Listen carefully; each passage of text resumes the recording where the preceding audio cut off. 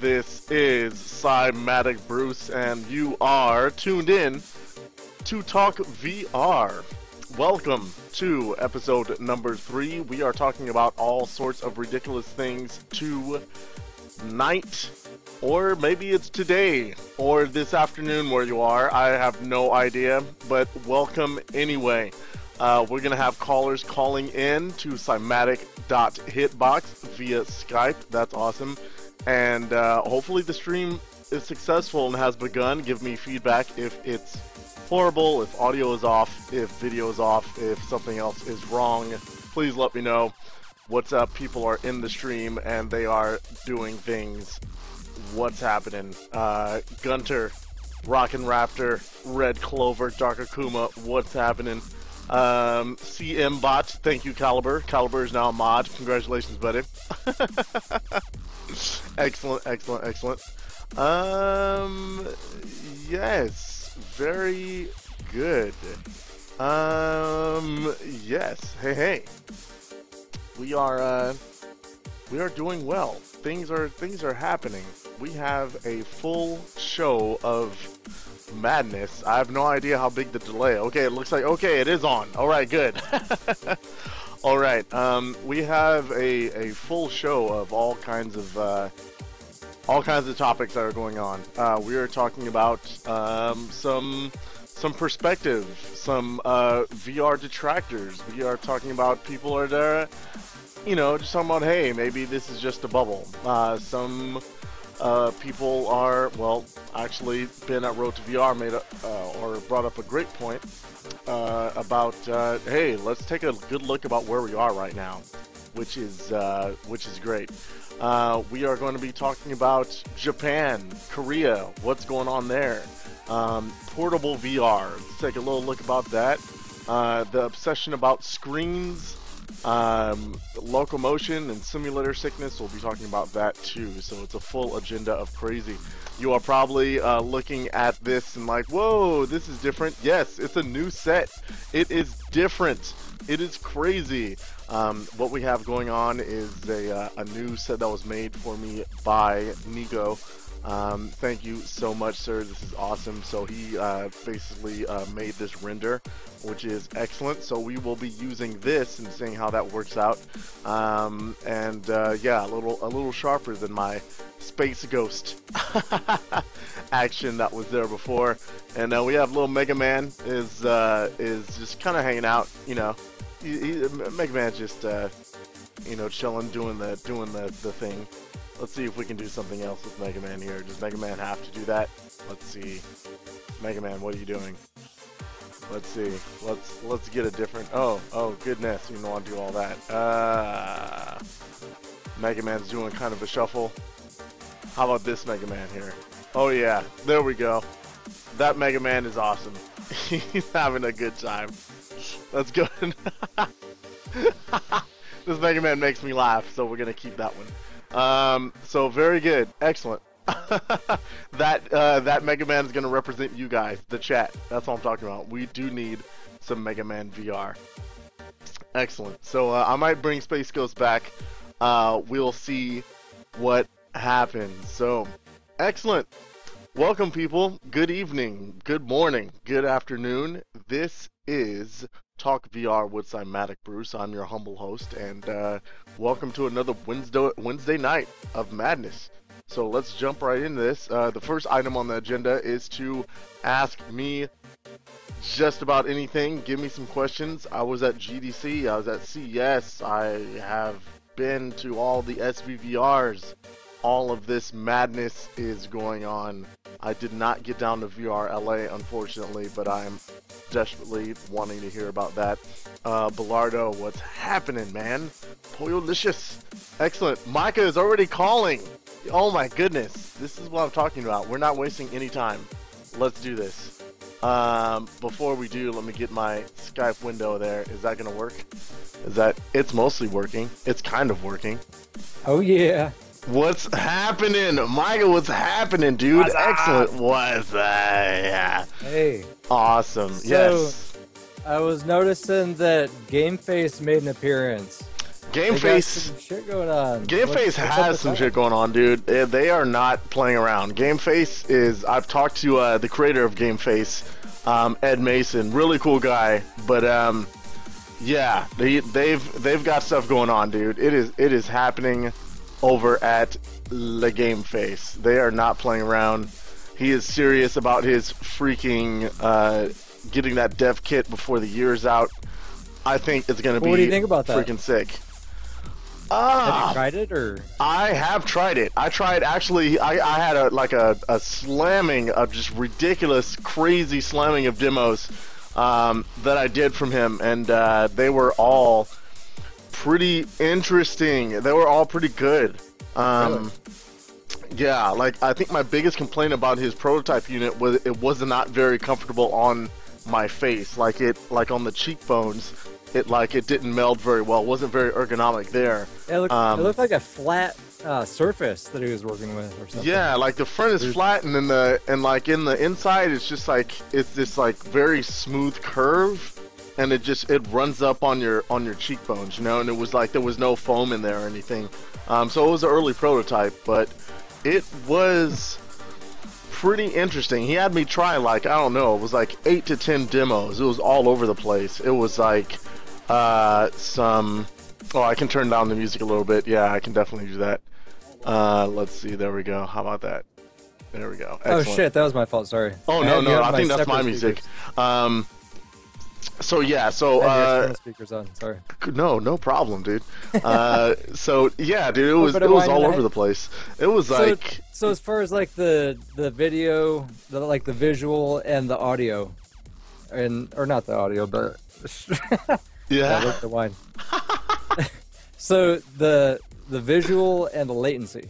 That's like the most important thing as far as like a HMD, right? Yeah, I mean, exactly. I mean, those are the key things, right?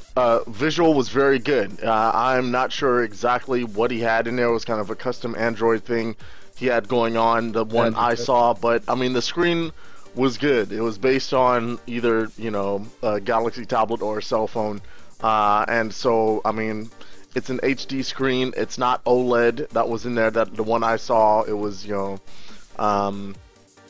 it was a regular screen or whatever, but it looked good. Latency, you know, depending on the experience, most of the experiences I played were pretty decent. I mean, it's still not up to what has been set with the Rift, I think. but on a standalone, it was.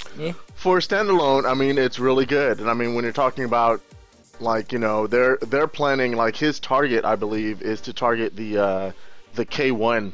The Tegra K1 chip, so you know, targeting a chip that's going to be much better. It's going to be handling much more. So we shall see. You know, So I mean, it's exciting. Just be walking around and playing this thing and just trip over something, straight and fall up, on a spike and die. That might happen, dude. Straight up Bluetooth controller. You know, just like, hey, what's up? You know, let's just do that. You know, it's like. It's cool, man. It's freaking cool. Like, I like it. I like it. I think it's cool to have it out there. I'm glad that they actually came out. You know, I don't know if it's good that they were the first ones out with a really high def screen and a mobile device and whatever, but it's really cool that they brought that out there. You know. Yeah, I'm glad they're putting it out there. I'm glad. You know, it's like. It's pretty much, it's prompting all this stuff. It's like, you know, we have Sony out there. We have Facebook buying Oculus. Now Game Face has announced their thing. There's True Player Gear's thing out there. It just, as more things get out there, it just makes the whole market more legitimate, and get some of those display manufacturers on board with, you know, just like this tech conference is pretty much has declared this new category of wearable devices, displays for wearable devices, and I think that makes sense. So the watches, the HMDs, you know, we're gonna see displays that are gonna be made for those things. Did you ever have a Mario watch? A Mario watch? Oh, dude, I did not have. You know what I had, dude? I had the Transformers watch, bro. I had the It's like it was like a little transformer. And then he like unfolded. He was like in a cube, but he unfolded, and the time was in his chest. It was tight. So just had a little awesome. Mario watch. I thought that was just like the most amazing thing when I was a kid. Oh man, those things are awesome. Yeah, so those some watches were the legit when we were kids, man. It was Yeah, I like mean it's like the first mobile gaming experience. yeah, it was, right? Absolutely, absolutely. So true. All right, Anyway, excellent. good to see you. It's freaking nice setup here. Definitely. forward Thank to you, it. man. All right, excellent. That's what I'm talking about. Thanks for calling in, Mike. Appreciate it, man. Yeah, thanks. All right. Excellent. So we had a call in. That's what I'm talking about. Those Tiger handhelds. Hell yes. Sega Kid. Hell yes. All about it. That's what I'm talking about. Beautiful. So this is what we have going on. We are just people can ask me anything, or I can just roll right into that our first topic. That's what I'm talking about. I don't know if anyone has any questions in chat. Anyone wants to call in, Cymatic.hitbox. I'm gonna go true nerd right now. Bust out my cup of noodles and see what. Oh, we have a victim. Thank you for calling the Cymatic Bruce Talk VR. How may I help you? What's up, man? What's happening, Brian? How you doing? Bellardo in the house, bro. How are you doing? It's Bellardo. Dude, first of all, congrats on Sacramento VR, man. That's awesome. I'm so glad you're getting that started, dude. Or is that you? Man. That's right. That's what I'm talking about. Yeah, dude, it's happening. So It is I don't know. I just happening. posted it today. Been getting a lot of emails already. I got Game Face showing up, Heck which is yeah. gonna be cool. Sick. And just trying to get some other people. Yeah, dude. Yeah, definitely. Get some folks out there. Like Matt Stomps is out your way, man, showing off the stomps, right? Is he gonna be able to make it? Yeah, me and Matt are both live down the street from each other, so That's what he's I'm talking he's about. gonna be a co kind of meetup person with us. Nice. Sac So- VR. Yeah, we're also gonna be. We have an IGDA person out here, so they're gonna get a lot of developers out here too. So it's gonna be awesome. Excellent. I am going to try to make it out there. Let me see. When is the date? That would be April 22nd. Is the best I could do because of the space, but I think after they see how important this is, though, we'll get some better days. Absolutely. April 22nd. That's a Tuesday. I may be able to make it out. We shall see. That would be dope. I would love to be able to get out there and support you guys. So it's it's a little crazy because I work in Oakland, but I might not be working in Oakland that day. We shall see. I'm gonna try to make it out. Sacramento VR, because that's freaking awesome. Excellent. Yeah, definitely, man. Heck yeah, man. Yeah, thanks for the shout out. I really just want to say thanks for everything you've been doing, and Yeah. I'll see you at the next probably SVVR meetup, hopefully. Yeah, definitely. I'll be there. This one's gonna be on a Friday, so it won't won't conflict with work. Work is just a beast for me right now. I know you only got like 10 jobs. Oh, I know, dude. Only 10 jobs, man. It's just so ridiculous. It's like, people are like, your streams need to be more. I'm like, dude, I don't have enough time. We just need to tell Oculus to hire you and be done with it. That'd be awesome. I would love to be paid just to talk about and show off VR. That would be the dream. That would be great. There's one other thing is I want to have you on the podcast too, man. You got to come down and do our pod. Definitely. I will. I am game. Let's get that going. Yes. Yeah, definitely. So pod VR, we're gonna have Cymatic Bruce. Heck yes. Count on that. That's happening. For sure. All right, man. Well, All right. That's all I got for you. Great show. That's awesome. Well, thank you very much, my friend. It's great to talk to you, and we will be seeing you soon. Hopefully. All right. Excellent. Awesome. That's what I'm talking about. We just have Micah, what's up? That's what I'm talking about. Drumsticks? That's what I'm talking. The drumsticks. These can be drumsticks, but right now it's chopsticks. Getting some noodles in my face. Noodles in my face. That's what I'm talking about. Excellent. I can't just stuff noodles in my face when no one else is talking. That is just I can't. It's just crazy. It's so ridiculous. 41 viewers. Let's witness Bruce eat some noodles, you guys. This is ridiculous. It's like this is entertainment. Prepare yourself. All right, very good. So, dude, crazy. This is kind of a ask me anything, ask us almost anything segment. You know what? This is what I have. I have something that will probably be awesome since we were talking about game face. Let's open this with this program. Spy Wi-Fi. All right, excellent. Let's take a look at this. Is this going to capture my... Yes. All right, this is me with the game face guy. And just check this out. 4-minute video. Let's check out what this guy has to say. And then we'll talk about portable VR. We're going to skip around a little bit. We'll talk about portable VR. Check this out. Hey Rifters, what's happening? Cymatic, Bruce here, and I am with the awesome creator of this thing, the Game Face. And I'm with my good friend, Ed Mason. Hey. Oh my goodness, I'm trying to remember names. As you can see, the fogginess, the lack of sleep. I'm doing all right. So basically, Ed just got showing me, we're just switching game faces like mad. He's got 2 prototype units, which are really awesome, showing a variety of things. Some things built in Unity directly for game face, as I understand it, and some other experiences that have been pretty much adapted. Absolutely. Using TriDef stuff. Definitely. If I'm right, that's very awesome.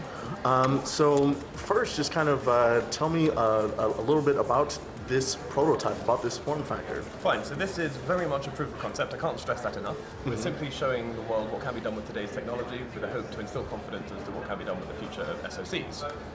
This is, as I say, this is a Tegra 4 prototype. We have a Snapdragon 800 prototype here as well, which is pretty much identical as you can see, Yes. but it's the SoC that differs vastly. We have just received the Tegra K1, so our view is we're going to now develop a much improved prototype that takes into account the next generation SoC, and we will then issue developing kits hopefully by the end of this year.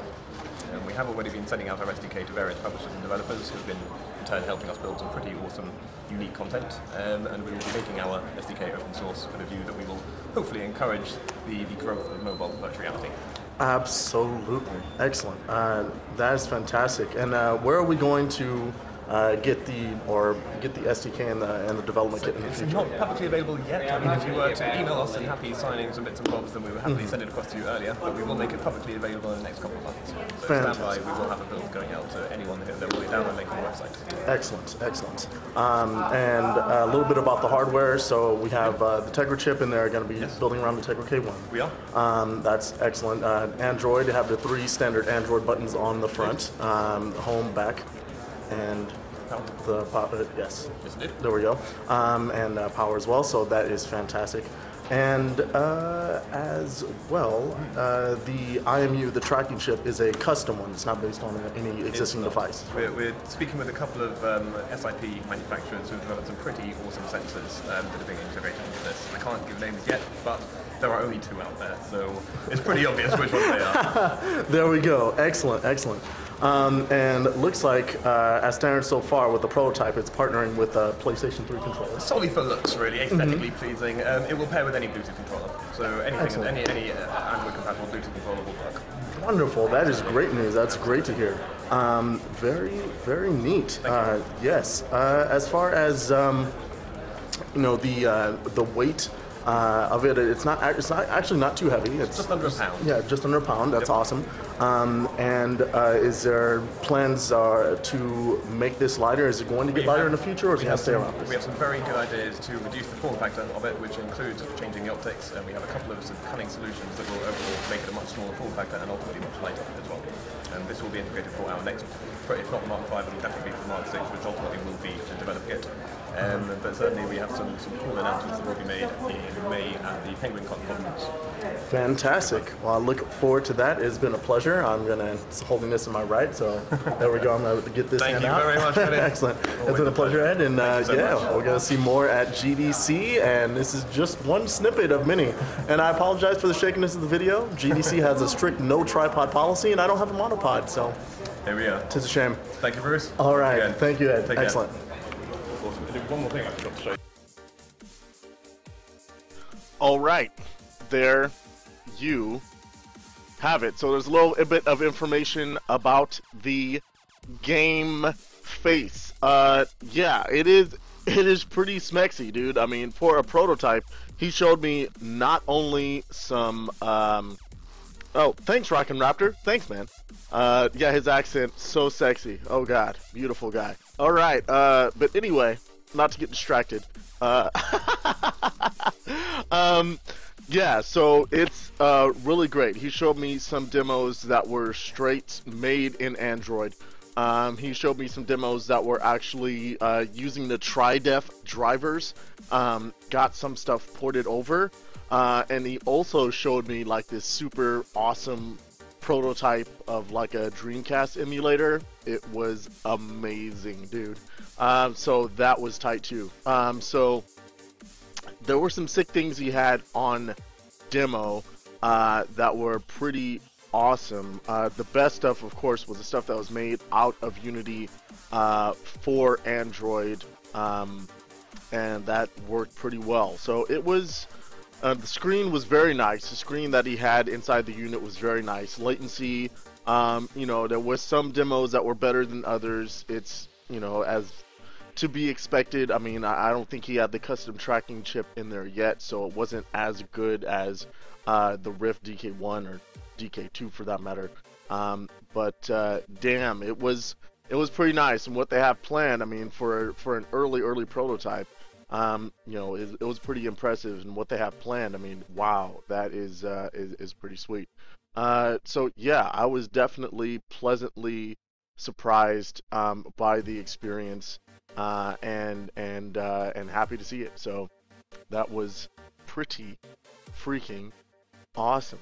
The VR experience, that's what I was just talking about. Compared to DK1 and DK2, well, DK2 pretty much blows everything out of the water, but the experience was definitely comparable to DK1. It's basically a trade-off between the clarity of the screen and the quality of the tracking. DK1 has better tracking, but the game face has a better screen. And then the FOV was very similar. It was right there. The optics were very good.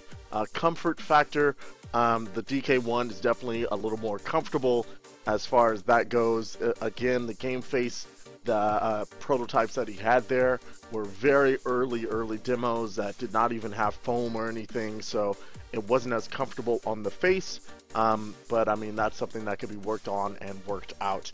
It paired with a PlayStation 3 controller, unlike you know, many phones or other things like you're using a Drovis Dive, unless you have a, you know, your Galaxy S4 is you know, is rooted.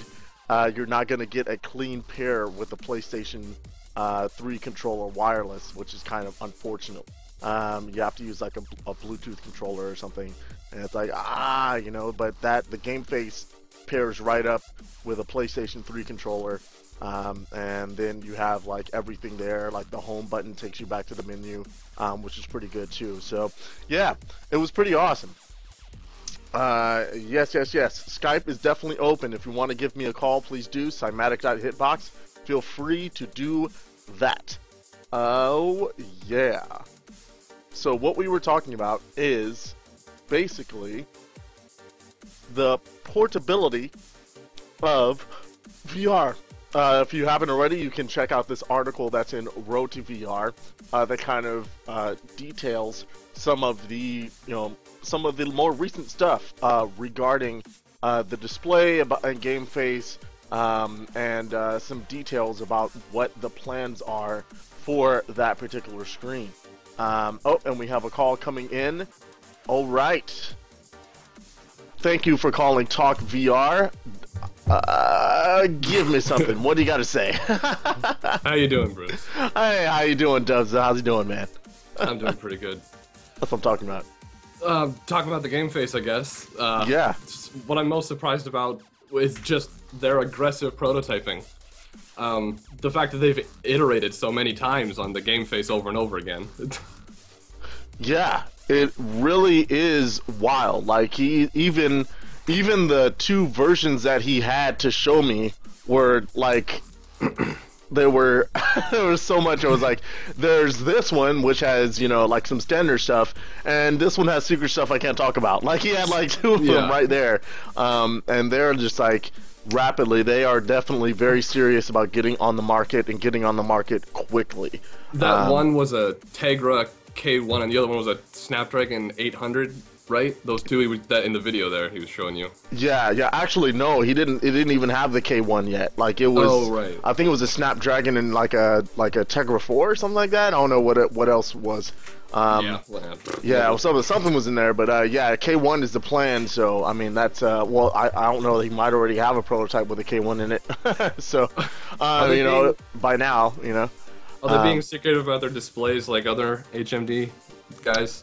Yeah, Yeah, I mean, I think it's a lot of that going around. It's a lot of like, oh, you know, we don't want to talk about it because all these hardware partners, yada yada yada. They don't really want you to give them your secrets or whatever. Exactly. So there was no confirmation on exactly what screen was inside of the unit, but you know, we shall see. I don't know, you know, what magic company is going to make all the displays for VR HMDs, but someone's going to get a good deal.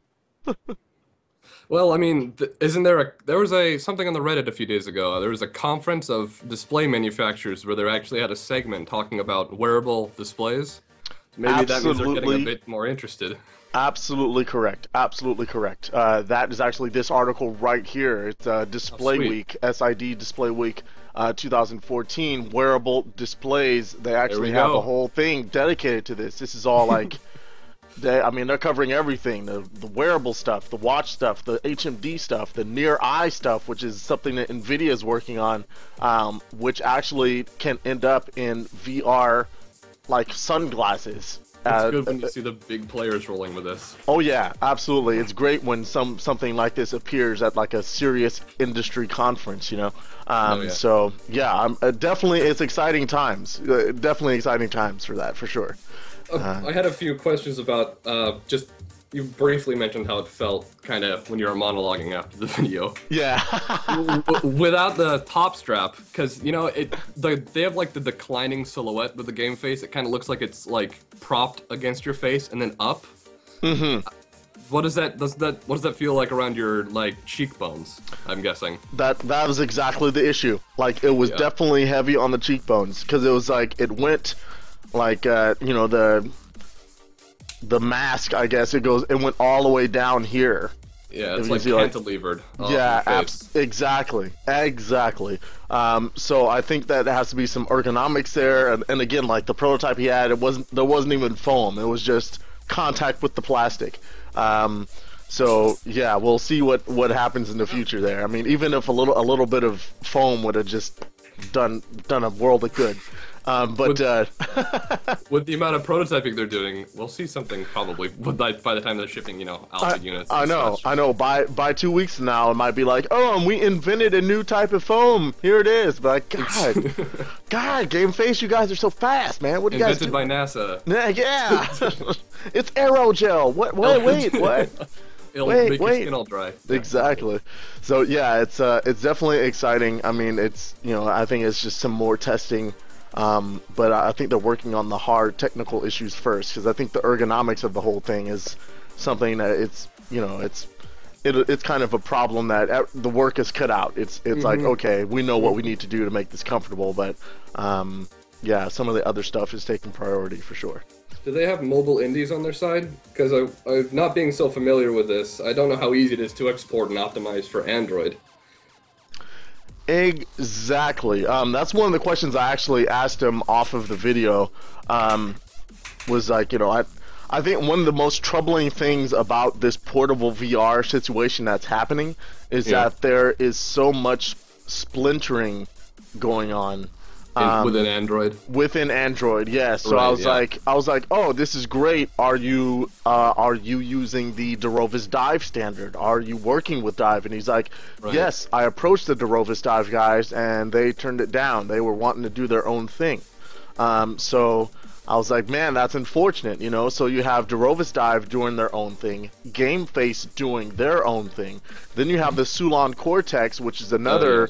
Kind of, it's based on, you know, the portables, and they have their own thing going on, and I think that's a major drawback if you're a developer. How tough is it going to be to, you know, have your Android app work for everything? I guess that's the thing in the early days. You don't have a standard. You know, with all these HMDs, they're all doing them a little bit differently. Like the Duravis and the what's it called? Well, anyway, they both, you know, based off just a smartphone, just you insert it into the device rather than the game face, which is integrated chipsets and displays. So I don't know how that affects their development. Probably not much, as long as they have, you know, the correct aspect ratios on both ends of it. But we'll see.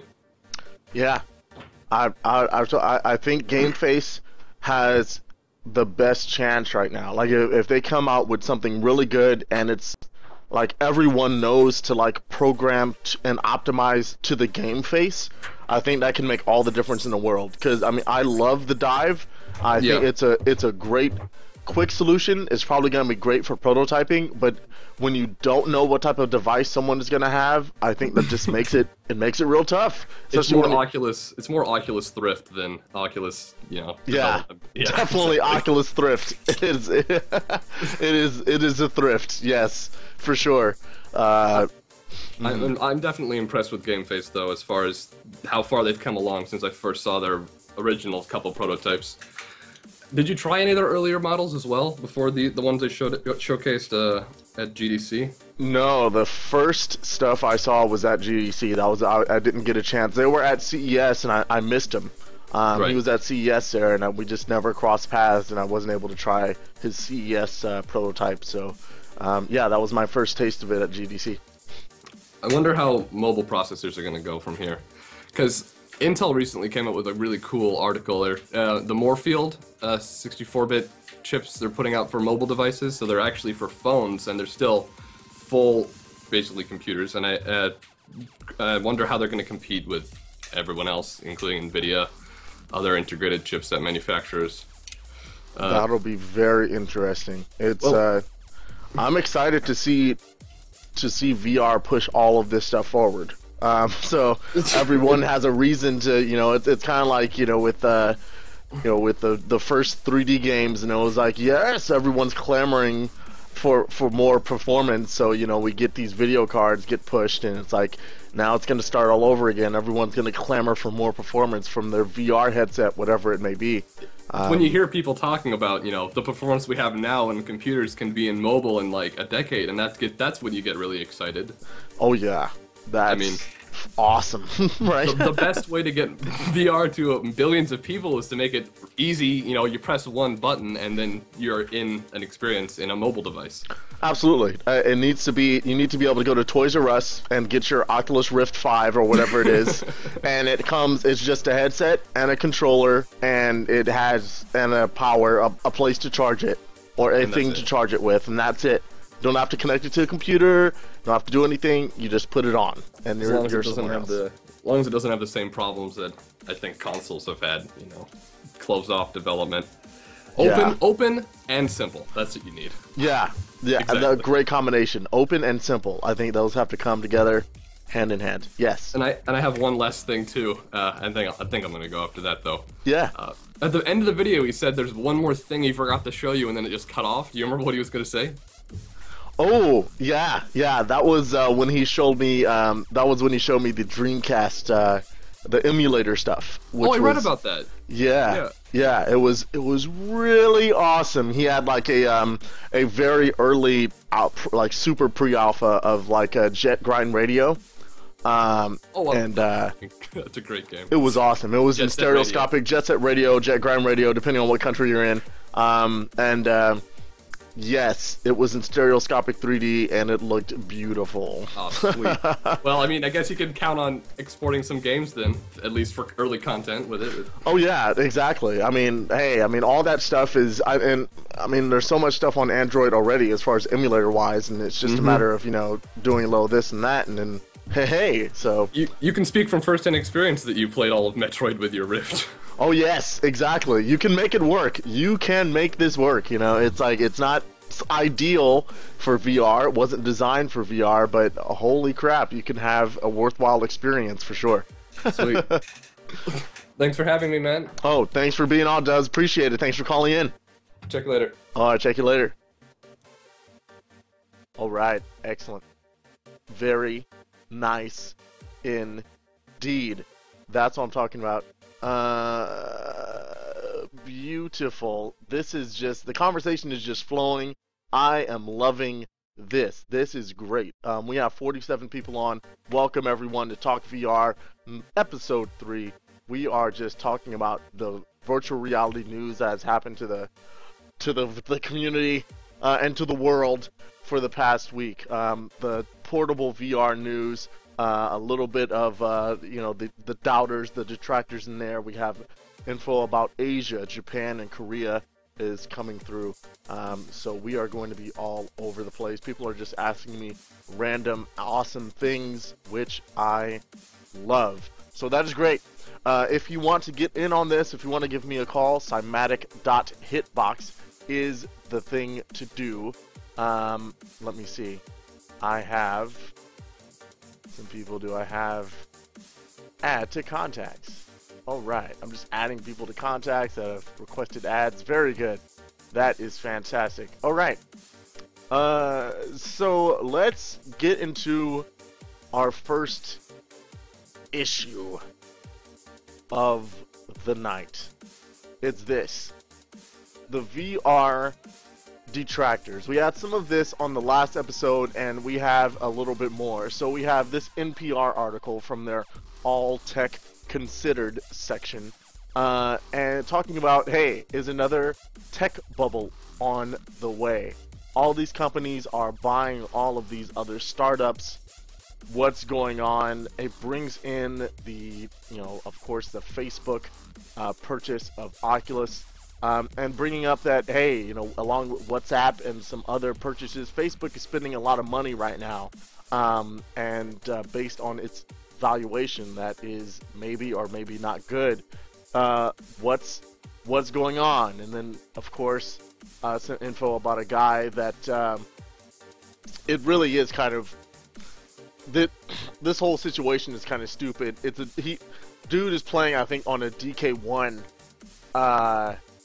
and puts his head between his legs, and surprise, surprise, feels queasy. I don't really.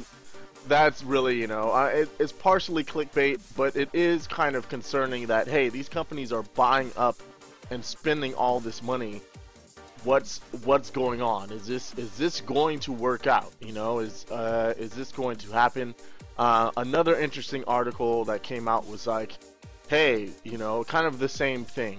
We have all of these companies that are just, out of control, skyrocketed stock price. They have all of this money to throw around, so they're buying companies for multiple millions of dollars. And what's the end game here? What's the end game? Everyone's talking about, hey, this is great, this is exciting right now. But hey, there was another thing people were excited about, brings up Second Life, and it's like, hey, people were excited about that, and look where that is now. That's, was, somewhat of a success, but it didn't, blow the doors off of all of reality and have everyone in there in Second Life. So there's some interesting points that are being brought up around this situation, and it's more Oculus being tooted or kind of rolled out as an example rather than being a detractor to VR within itself. So how do you guys feel about this, about these comments, about what people are talking about here? How do you feel about this? What are your thoughts on this craziness? About, are we looking at another, another bubble? Are we looking at a situation when, a year down the line, year and a half down the line, it'll be like, oh no, crap. What are we gonna do, man? Oculus has no money because Facebook is in the toilet. No. So let's see. If you want to call in, Cymatic. Oh, Micah is calling in. Thank you for calling TalkVR. What's up, man? What's happening, man? What do you got to say on this topic? What's going on? Are we in a tech bubble? Is VR headed for a dead end? What do you got? What do you got to say? I really don't know, but I'm sure Nate would know. That's all I know. Is Nate gonna know? I'm pretty sure he would know. That's what I'm talking about. If it's anyone to talk to about this, it would be Nate. So I think Nate, you gotta call in. I think Nate is probably the best person. He's a genius. He's probably the best person to even approach this question. Come on, Nate. All right. He doesn't have a strong opinion on this one. That Nate. Come on. Come on, Nate. Come on. I don't have a strong opinion on it. I just know that VR is going to prosper no matter what. So. Very good. Yeah. Oh, Nate's calling in. Here we go, Micah. All right. Thank you for calling TalkVR. This is Cymatic Bruce. Who am I talking to? You're talking to Nate. Oh, I'm talking to Nate, man. Thank you for coming on. You have caved to the peer pressure, and I'm so glad for it. So, feelings on this, man. You say you don't have strong feelings, but what is your overall impressions of these kind of reports coming out here? See, it's interesting because, like, I understand where people are coming from if they're not enthusiasts. They look at this thing that failed in the 80s, it failed again in the 90s, and they say, oh, this, Palmer Luckey kid made something in his garage, and, like, it went to the crowdsourcing stuff, and, like, I don't get it. As an investor, I look at Facebook's acquisition, and I say that that's just Facebook being crazy with its money. There are a lot of people who think that VR can't happen because it hasn't happened by now. And, it was like that, the Microsoft guy, Ed Fries, talked about that last week a bit, where he says that the timeline is maybe not as accelerated as we want it to be or as we expect it to be. And I think that makes some sense. We are very much so in this enthusiasm bubble. And it's very easy inside this community to say VR is going to be the biggest thing ever and like the most impactful technology ever created. And, well, maybe it won't be. Maybe it's going to take longer than we want it to. I think it probably is inevitable in the long term. And these people don't really know what they're talking about in terms of the overall viability of virtual reality. But maybe it'll take longer than we want it to. Definitely. I think that's a very great, a good perspective to take. I think that's good. I think definitely you're right. People are coming at this from the outside and they don't have a whole lot of understanding. They haven't tried it. They don't really understand what's going on. They're only going off of the information that's been provided by history and their business expertise in their business since they have, and so I can definitely understand where they're coming from, and I can also see that the first consumer unit it takes off like wildfire in the high-end PC gaming community and doesn't really do much outside of that, maybe for the first for that first generation. Because you're talking about, I think there was a point brought up last show about, hey, you're talking about getting an Oculus Rift, getting a maybe a controller of some type if it doesn't have one packed in, getting a PC that's not going to be, the laptop the regular consumer already has. It's going to be something that has a dedicated video card, and that is going to be able to push some serious graphics there. And after that is the barrier, that expense level. Someone that doesn't already have that, are they going to be jumping? I mean, they're going to be excited about VR and think it's really, really cool, but are they going to drop $2 grand on jumping into the VR revolution? Right. Yeah, I think that's a valid point for sure.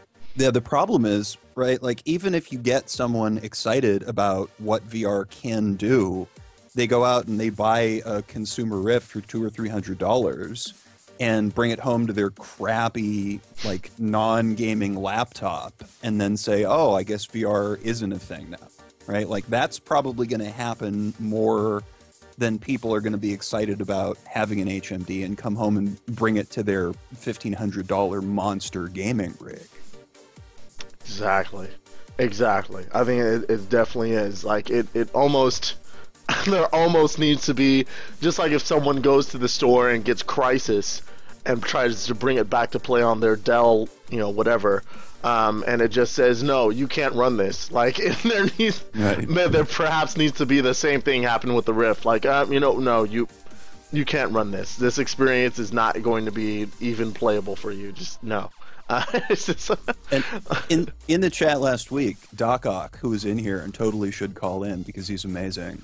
Absolutely. he was chastising me about how you don't need that monster rig to have a quality VR experience, and like that's true. And I guess it plays into the mobile VR thing as well. Like you don't need to be playing Crysis 4 on your monster VR rig to actually have a quality experience and to feel present in a simple little, like, even Minecraft-y level kind of space. But I think there are going to be more experiences that shoot for that high-end photorealism than actually do optimize for low-end systems, and it's going to be a problem for VR adoption.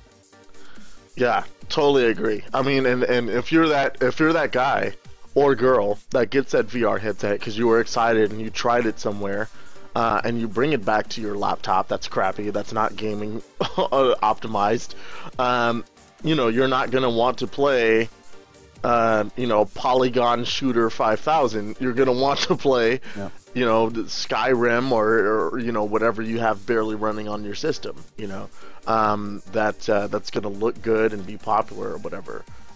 So yeah, totally. I can totally see that happening in the future, and that being a challenge to VR adoption, where it's just there's going to be this huge barrier, and it's going to be, yes, you don't absolutely need this performance, or this quality of machine to have a quality experience, but what are you going to need to have the experience that people will want? I think that's going to be what the bottom line is, right? So, excellent. Now, I have two other things. Two other things here. Okay. First of all, speaking of high-end gaming experiences, supposedly at PAX East, which is like this weekend, they are going to be showing off the Star Citizen dogfighting module. Oh my lord! Yes, that is freaking awesome. I am so excited about that. and then, so they say, we will get to actually play it shortly thereafter. Well, that's freaking exciting, and I was hoping to get some work done this year, but, whatever, that's cool, It's already scary enough, like, how good Elite Dangerous looks, and I would be on that alpha if it wasn't, like, $300 to get in. But I'm gonna try to swing a press thing and see if I can get in on that anyway. But but yeah, I mean that's super exciting, man. That is a super exciting prospect to be like, hey, multiplayer dogfighting in VR. I mean, I wish I can communicate to all of you how incredibly awesome Eve Valkyrie is. It's just so good. Like I could just play that for hours. It was so good. So here's a poll for you then. Okay, poll. Who wants to join the Star Citizen org that is led by Cymatic Bros. Oh, new poll. Oh yes, I think that we gotta make that happen. There needs to be, we gotta have an org. Yes. I will make this poll. I'll make this poll right now, Nate. Don't make me do it. Mm-hmm. Because the only concern, like, I understand, you know, we're all, like, devs in general are busy. You're a very busy guy. There's going to be a lot of stuff that needs to happen to organize a Star Citizen org. But I think, you know, the community is just so great. Like, all these people who are in here, who show up every week, hang out on the subreddit. Like, I want to play Star Citizen and other games with these people. And yeah, if Bruce goes and leads an org or a guild or whatever, I am totally there. I think pretty much everybody would be. Oh, well, that's awesome.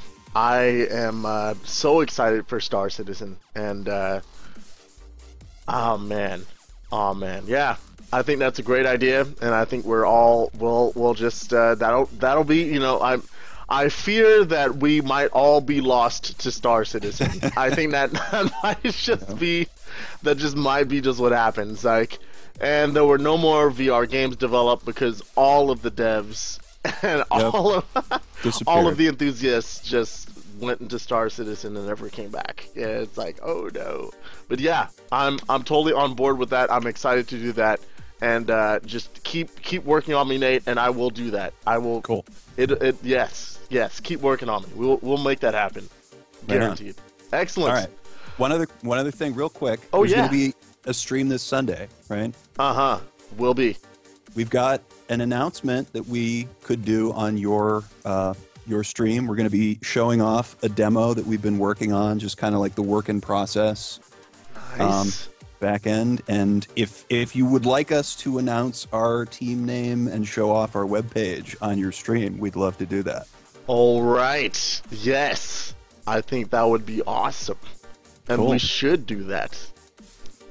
Excellent. All right. Sunday stream. There's going to be some action, some things that will be revealed. Keep an eye out. Keep an eye out. Prepare yourself, everyone. Excellent. Thanks, Bruce. Thank you, Nate. Thank you for calling. Appreciate it. Love the show, man. All right, man. Thank you. Yes. How was that call? That call was excellent. Thank you, Skype, for feedback. Awesome.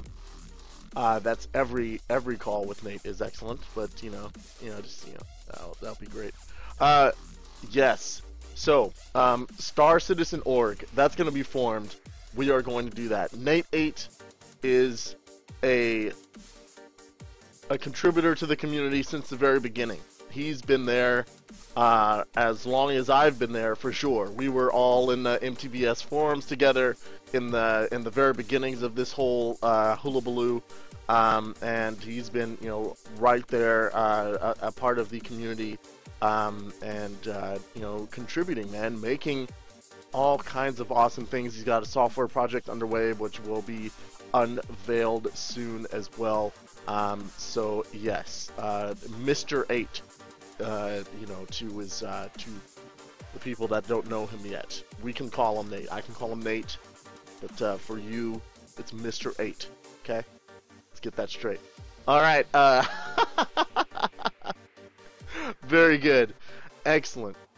So there we go. That's what I'm talking about. We just have just some great conversation going on. This is why I really love doing this show. It's great to talk to the community straight on, to just raise some of these issues and see what people think about them, and get some interesting points of view as well. Which is great. This is great. The VR enthusiasm bubble, it just keeps being inflated. Oh man, VMU, you're out of here? Oh man, all right, have a good one. I know this stream is always on when you're at work, man. Someday we'll have a stream when you're actually free, VMU, I promise. I love you, man.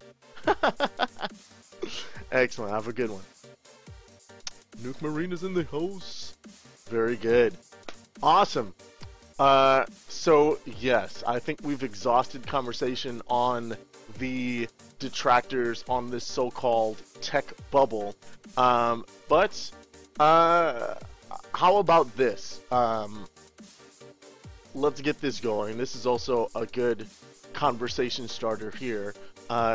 Ben from Road to VR came up with a very interesting article, which I enjoyed reading, which is about getting some perspective, about really talking about, yes, VR is going to be mainstream, but where is it now? I mean, we're just doused and saturated in this VR enthusiast community. We are all about this stuff, but we're looking at Oculus Rift as compared to the term virtual reality, and like these are Google trends, right? So we're seeing Oculus Rift is just like, especially since the Facebook takeover acquisition there, it's just crushing. Like it could be like Band-Aids to Band-Aid or Kleenex to tissues. Oculus Rift can mean virtual reality, right? Then we're like iPod. It's like, okay, you know, iPod's kind of old, but Oculus Rift is that little blip down there, about 1/4. We keep going. We look at Xbox. You know, it's about 1/8 of what Xbox is trending. That's a major consumer electronic item. And we look at iPhone, something that's really popular, and you know, Oculus Rift hardly even registers. And it's trying to add some perspective about how much of this is actually tracking, like how many people are actually paying attention to this at all. Even with the Facebook news, how many people are even aware that a virtual reality revolution is on its way, that it's coming. Granted, there hasn't been a consumer product. This is not something that's mainstream, but because we're in the middle of this, it starts to feel like it. It starts to feel like everyone should know about Oculus Rift. Of course, I've known about Oculus Rift since 2012, right? It's like it's almost been 2 years now. Like, what's going on, right? So it's an interesting conversation started there about really knowing our place, as it were, and really like thinking about, hey, what is Oculus Rift in the scale of things? Where's VR in the scale of things? And yeah, so I think that was kind of interesting. But yeah, I think you know, some of it is kind of obvious to a lot of us here in this chat. I think we're all very level-headed, so this is not a surprise. But yeah, oh, we have a caller. Thank you for calling TalkVR with Cymatic, Bruce. What's up, man? What's happening again, Micah? What do you got to say about this, man? Oh, doing, you know, I gotta get doing some good. wine. Oh, do it up, do it up. This man is just having a great time over there. Oh, you're having the best time. I'm You got trying. an awesome show. Oh, thank you, man. Thank you. Excellent. So what are you thinking about this, man? About, hey. So remember, like we were talking about last week, or not last week. So Kyle took over last week. Good job, Kyle. Yeah, Kyle. So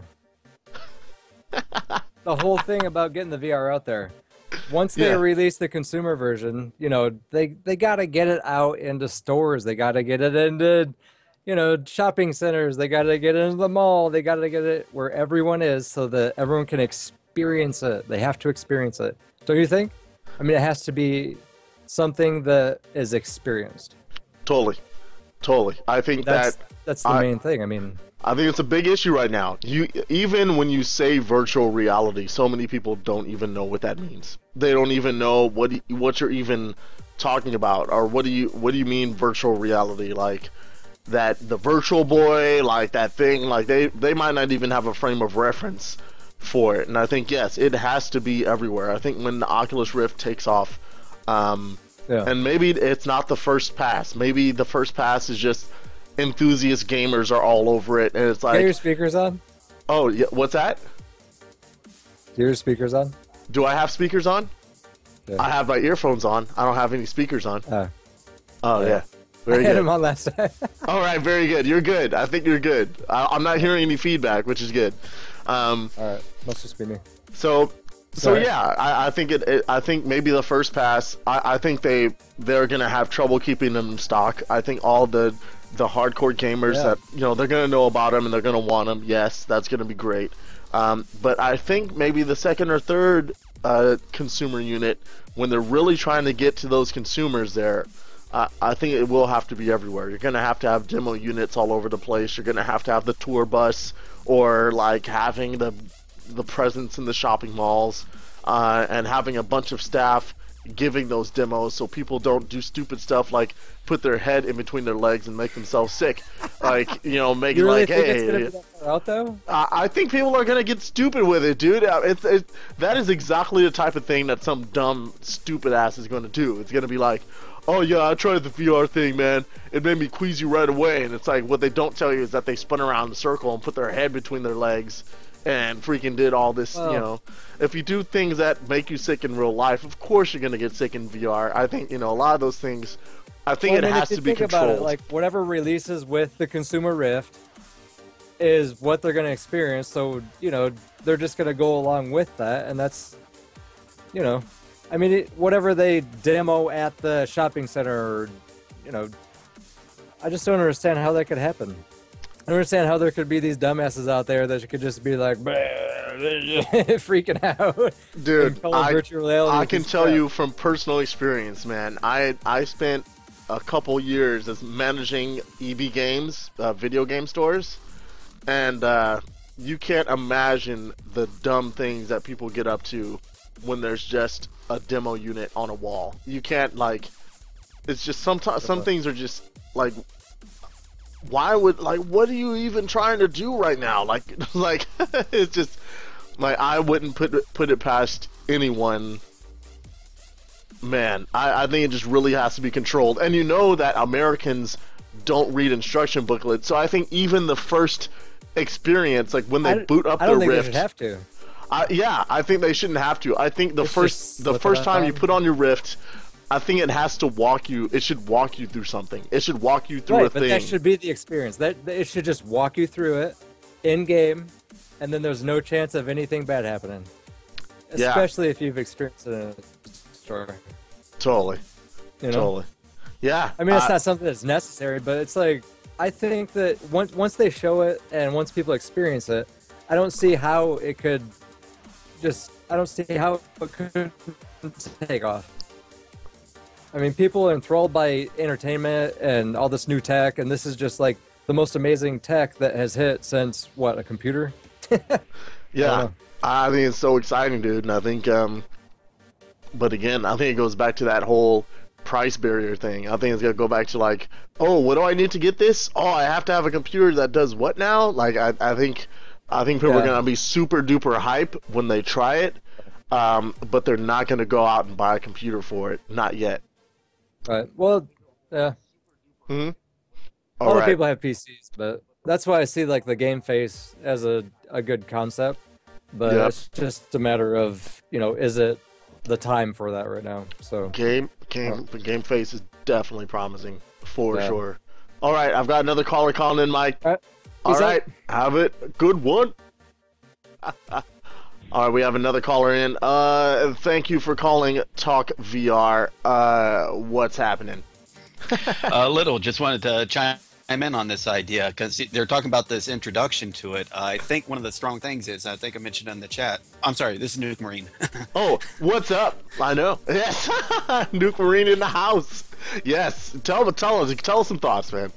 Well, if you want to, well, first off, I think Carmack put it best. VR makes converts on contact, and we gotta be careful as the evangelists of sorts that we're the ones in control right now with the DK1 and the DK2. So we kind of control the message this early on, and we can prevent the idiocy from what you're explaining at EB, because that was thrown out everywhere. But we can control the message early on, and we can control the demos that are being shown to people. But we got to get out there and show these demos to people, and not try to do it like we were before, which it was all fun, putting people on camera, putting them into Rift Coaster or through Dread Halls or something to scare them because it's funny to us. We got to stop treating people like entertainment to us, and instead saying, hey, like whenever I go and demo it out, I have a set list of games, and I'll even talk people into it, and I'll stop people from, like, if they like one lady, her legs collapsed on Rift Coaster. Like she was just not even moving. It wasn't even moving. She was just up on the rail. I had paused it, and her legs just would not work. So I knew, like, even though wasn't Holy scared or crap. anything, just her legs would not work. So I put her showed her the Avatar movie instead, and she loved that. But yeah, that's just how I approach it. It wasn't for entertainment. It wasn't for my entertainment. It was for them to see that, yeah, VR is something you're going to love, and it's something more than just video games. And there's my wife. Okay, I gotta go. All right, Nuke, man. Thanks for calling in, man. That's awesome. Thank you. All right. Excellent. Yeah. I am totally. Need to fix the chat window. What happened to the chat window? What's going on? Do I need to move it down? Is there something? Is it not? It's not showing everything. Oh no! What the? Let me fix that. I think that's a great point that was made by Nuke Marine.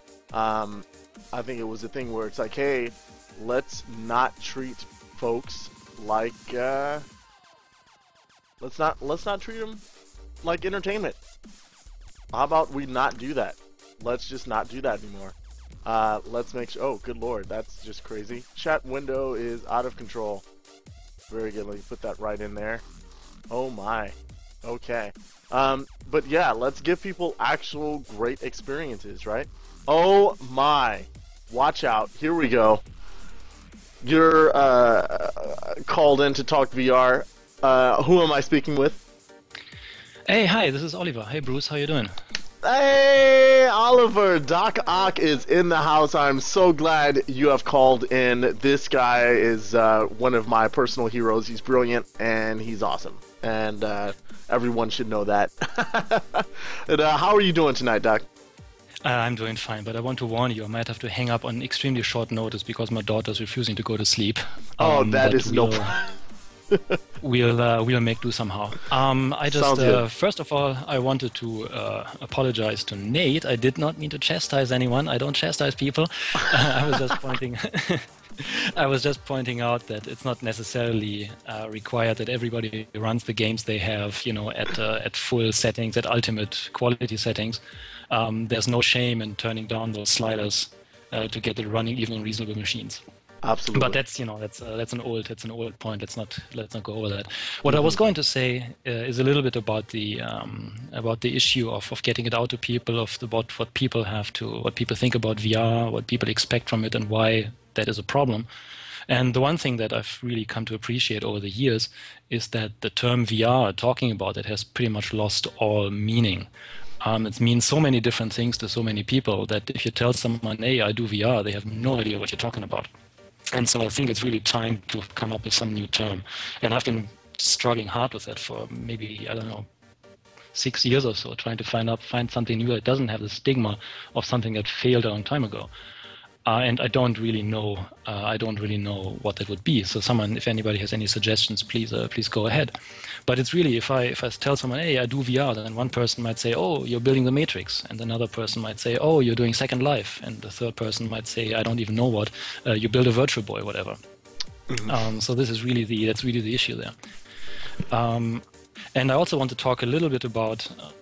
This goes a little bit back in your conversation about why VR has failed in the past. And there's many opinions on that one, but I just want to throw one other thing in the mix.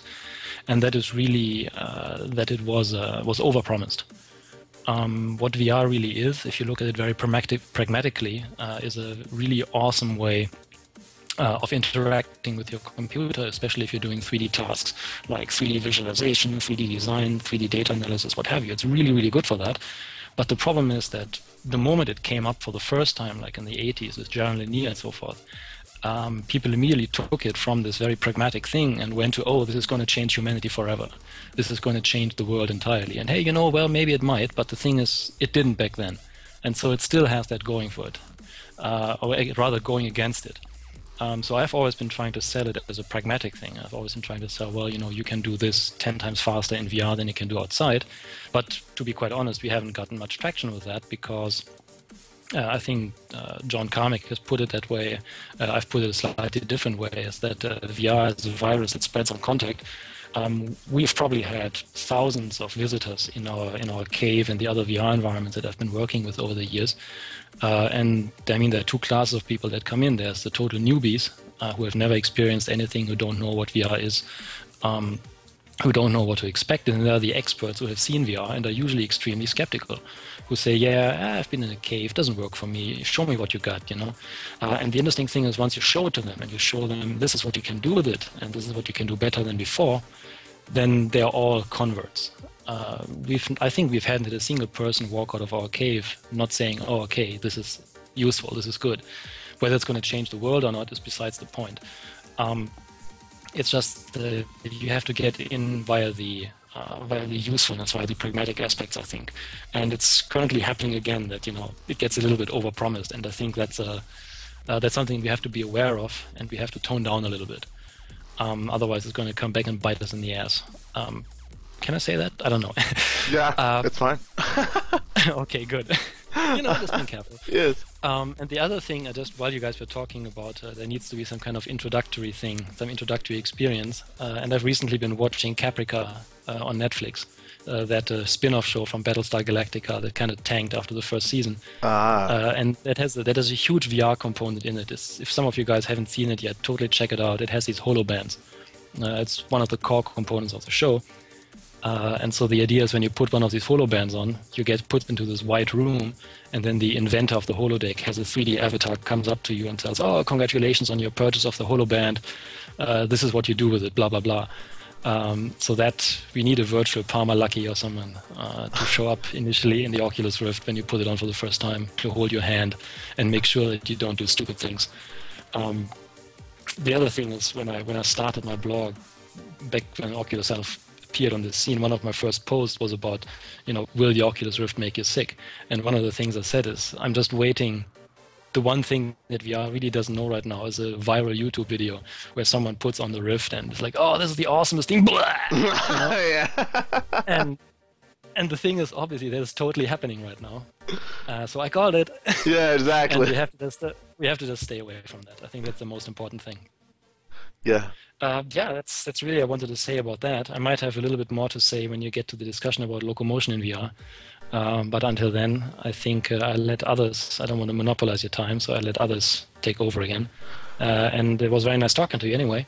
Absolutely. And I was going to say, I was in the show last time as well, and you're doing great. I'm not quite sure if I like the new set better than the old one, though, but that's just me. Yeah. Yeah, the old set does have its own charm, I guess.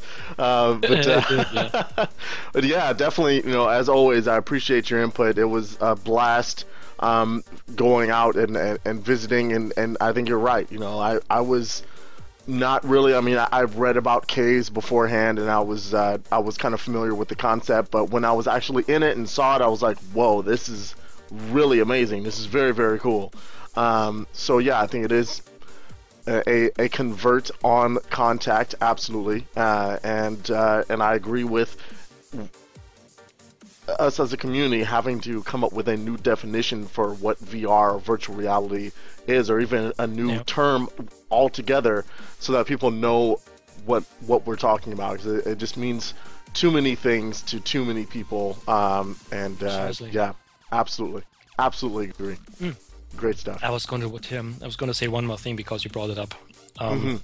In case anybody is wondering what a cave is, because, well, it's not many people have seen that. It's essentially what you think the Oculus Rift should be. Yeah. in that it is a fully holographic display. In other words, you have the position head tracking, you have a rock-solid world in which you can walk around, you can touch things, pick them up, work with them. The only problem with it's ridiculously expensive.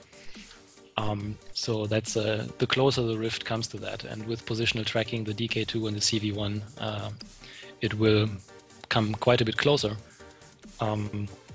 It's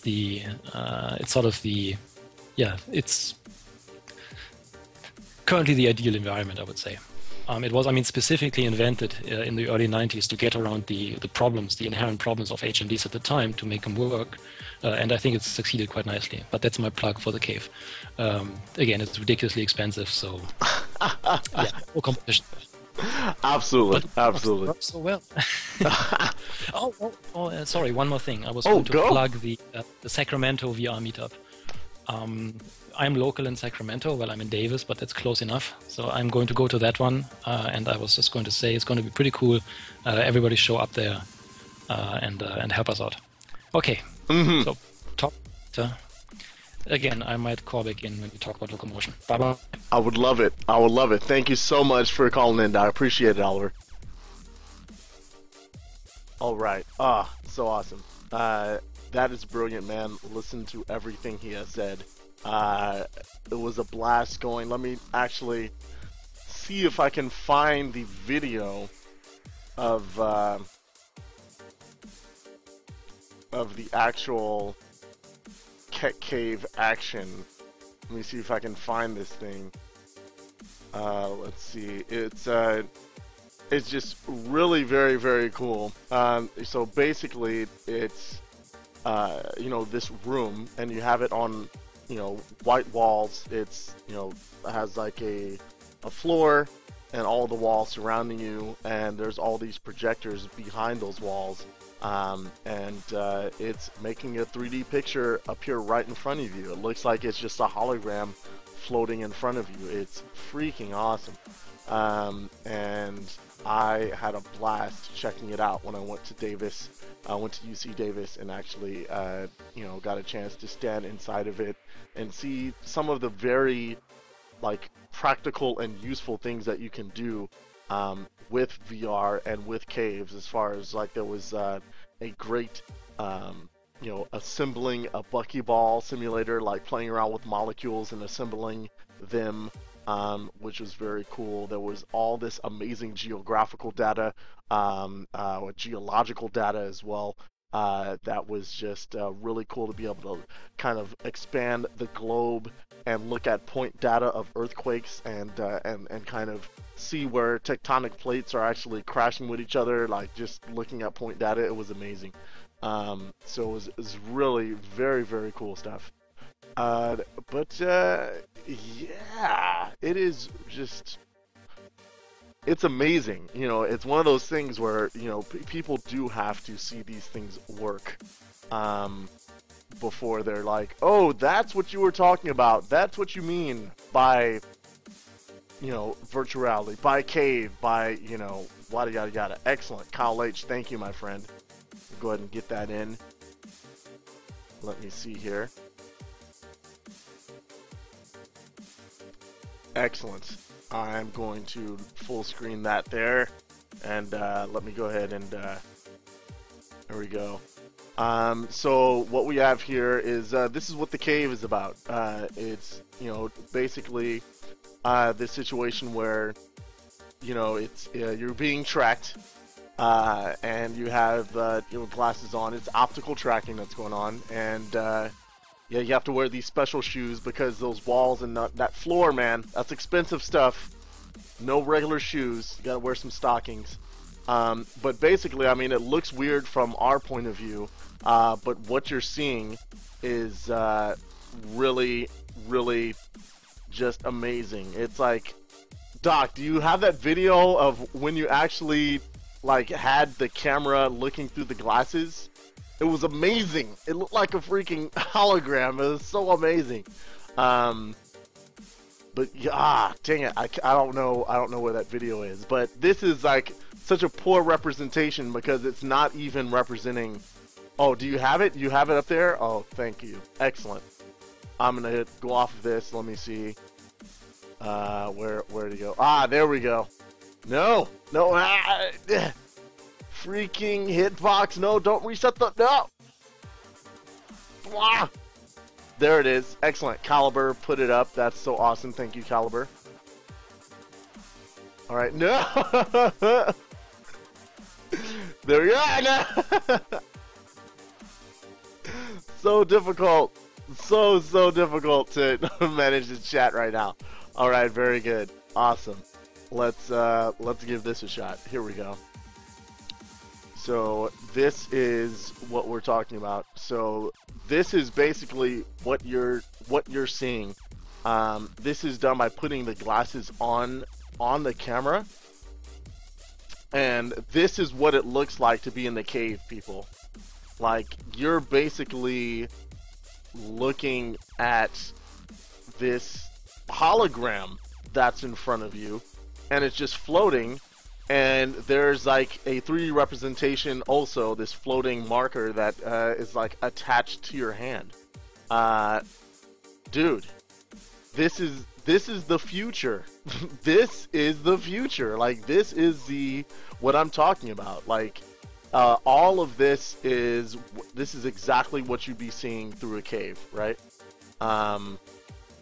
Is just really something crazy, and it's I hope that it's blowing everyone's mind right now.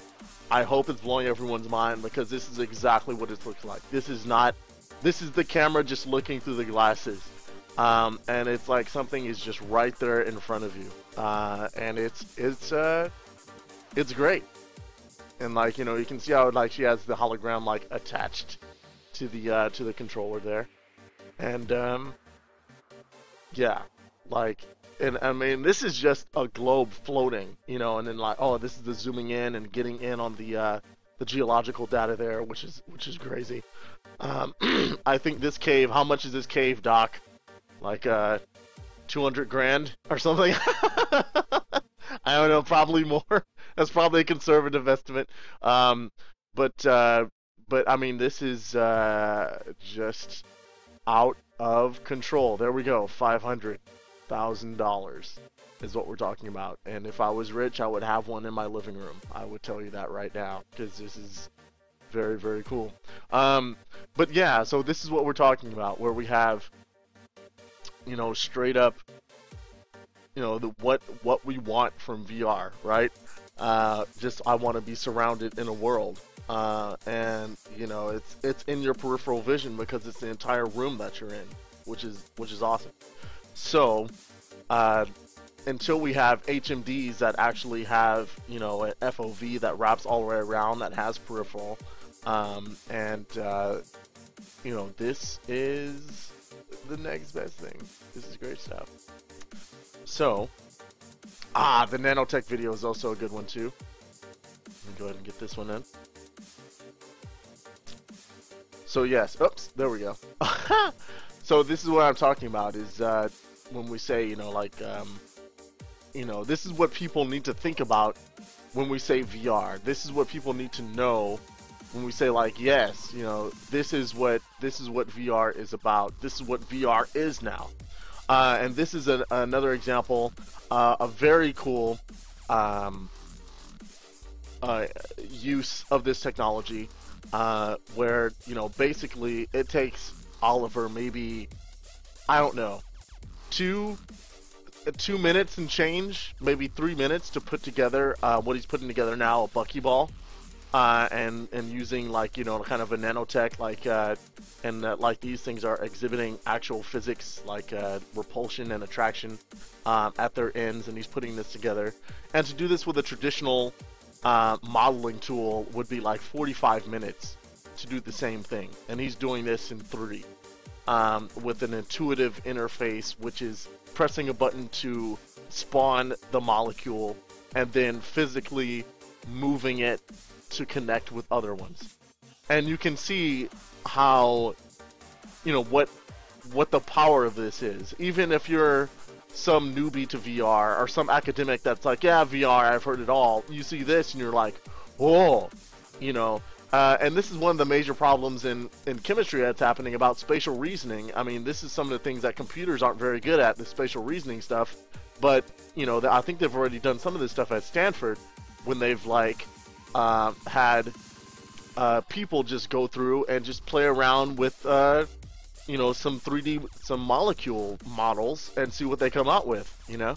And it's pretty sick. So again, this is what you're seeing. It's kind of Doc using a camera trick to make this work, but it's basically a hologram that's floating in front of you, which is really wild. And there we go.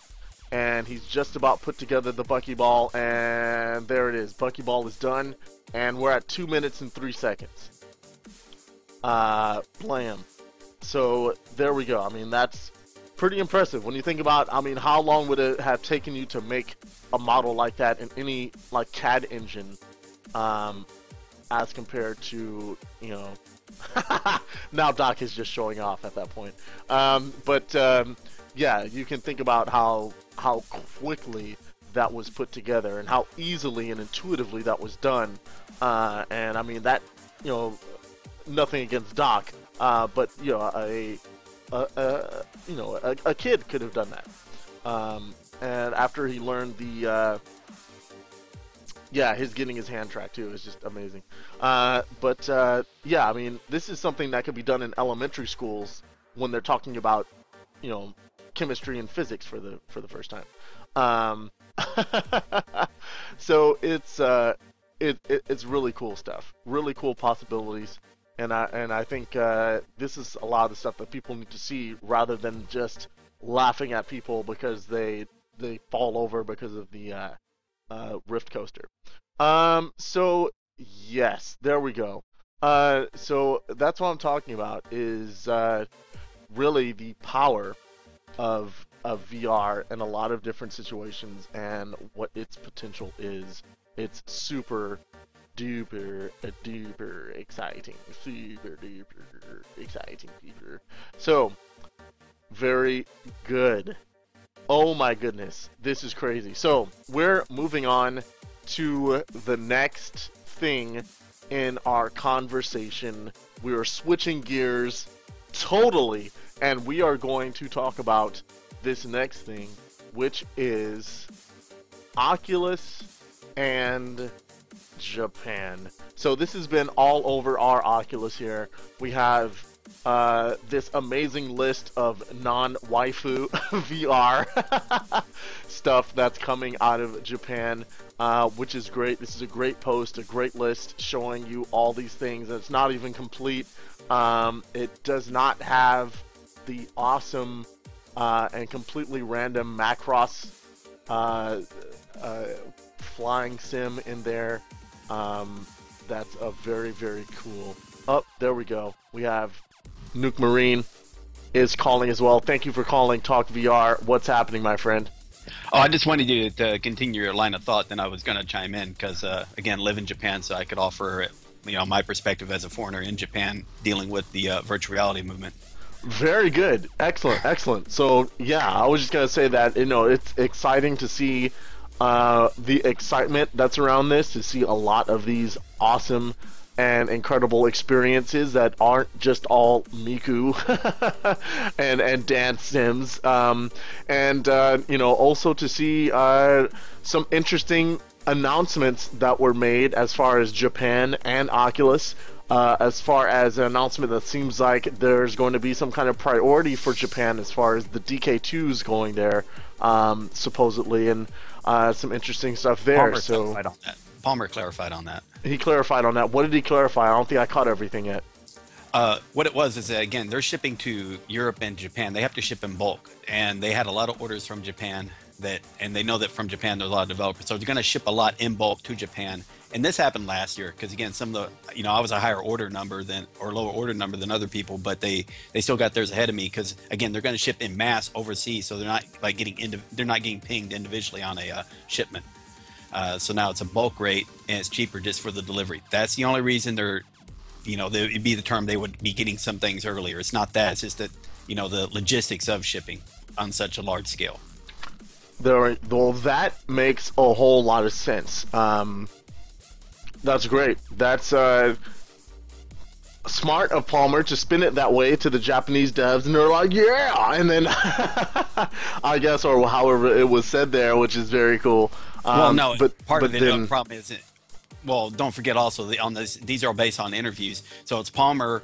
Some person asked the question in Japanese. The translator translating to English for Mr. Palmer, Mr. Lucky, and Palmer answering it in the way he does. And then the Japanese translator translate it back into Japanese, and then finally get the article, and then somebody goes and runs that through Google Translate, which is idiotic.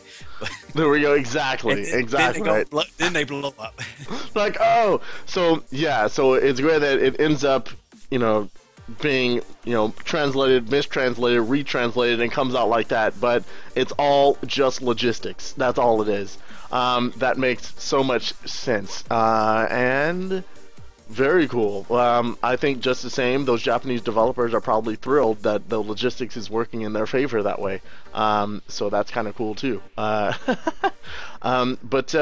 Yeah, speaking as a person that's in Japan, that's got a closer look at that scene, what kind of impressions can you give us about what's going on as far as VR in Japan, Oculus in Japan? What is that looking like?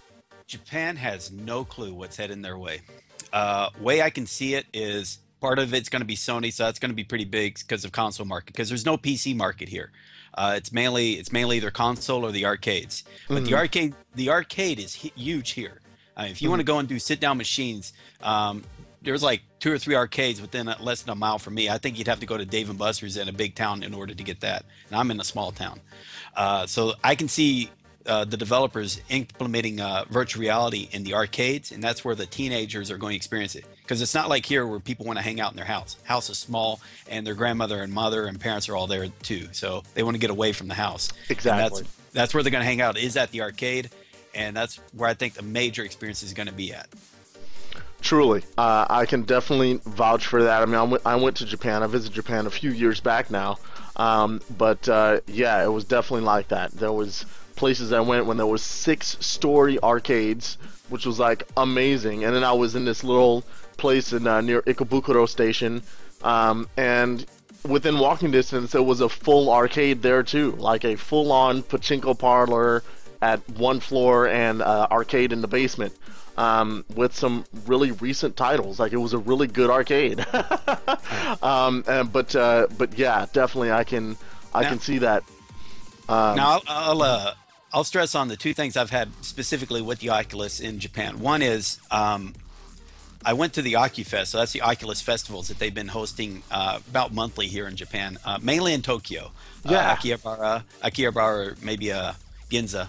And I was impressed there. In fact, I only went there once, and that was in September. I met Goro and Nito. I even still got their business cards. Oh, yeah, Goro Man's business card. Awesome. But I never call them back because I'm not a developer. Again, I'm just a user. So I feel bad, even though I'm an opinionated guy. I like to give my opinion on what's good and what's not.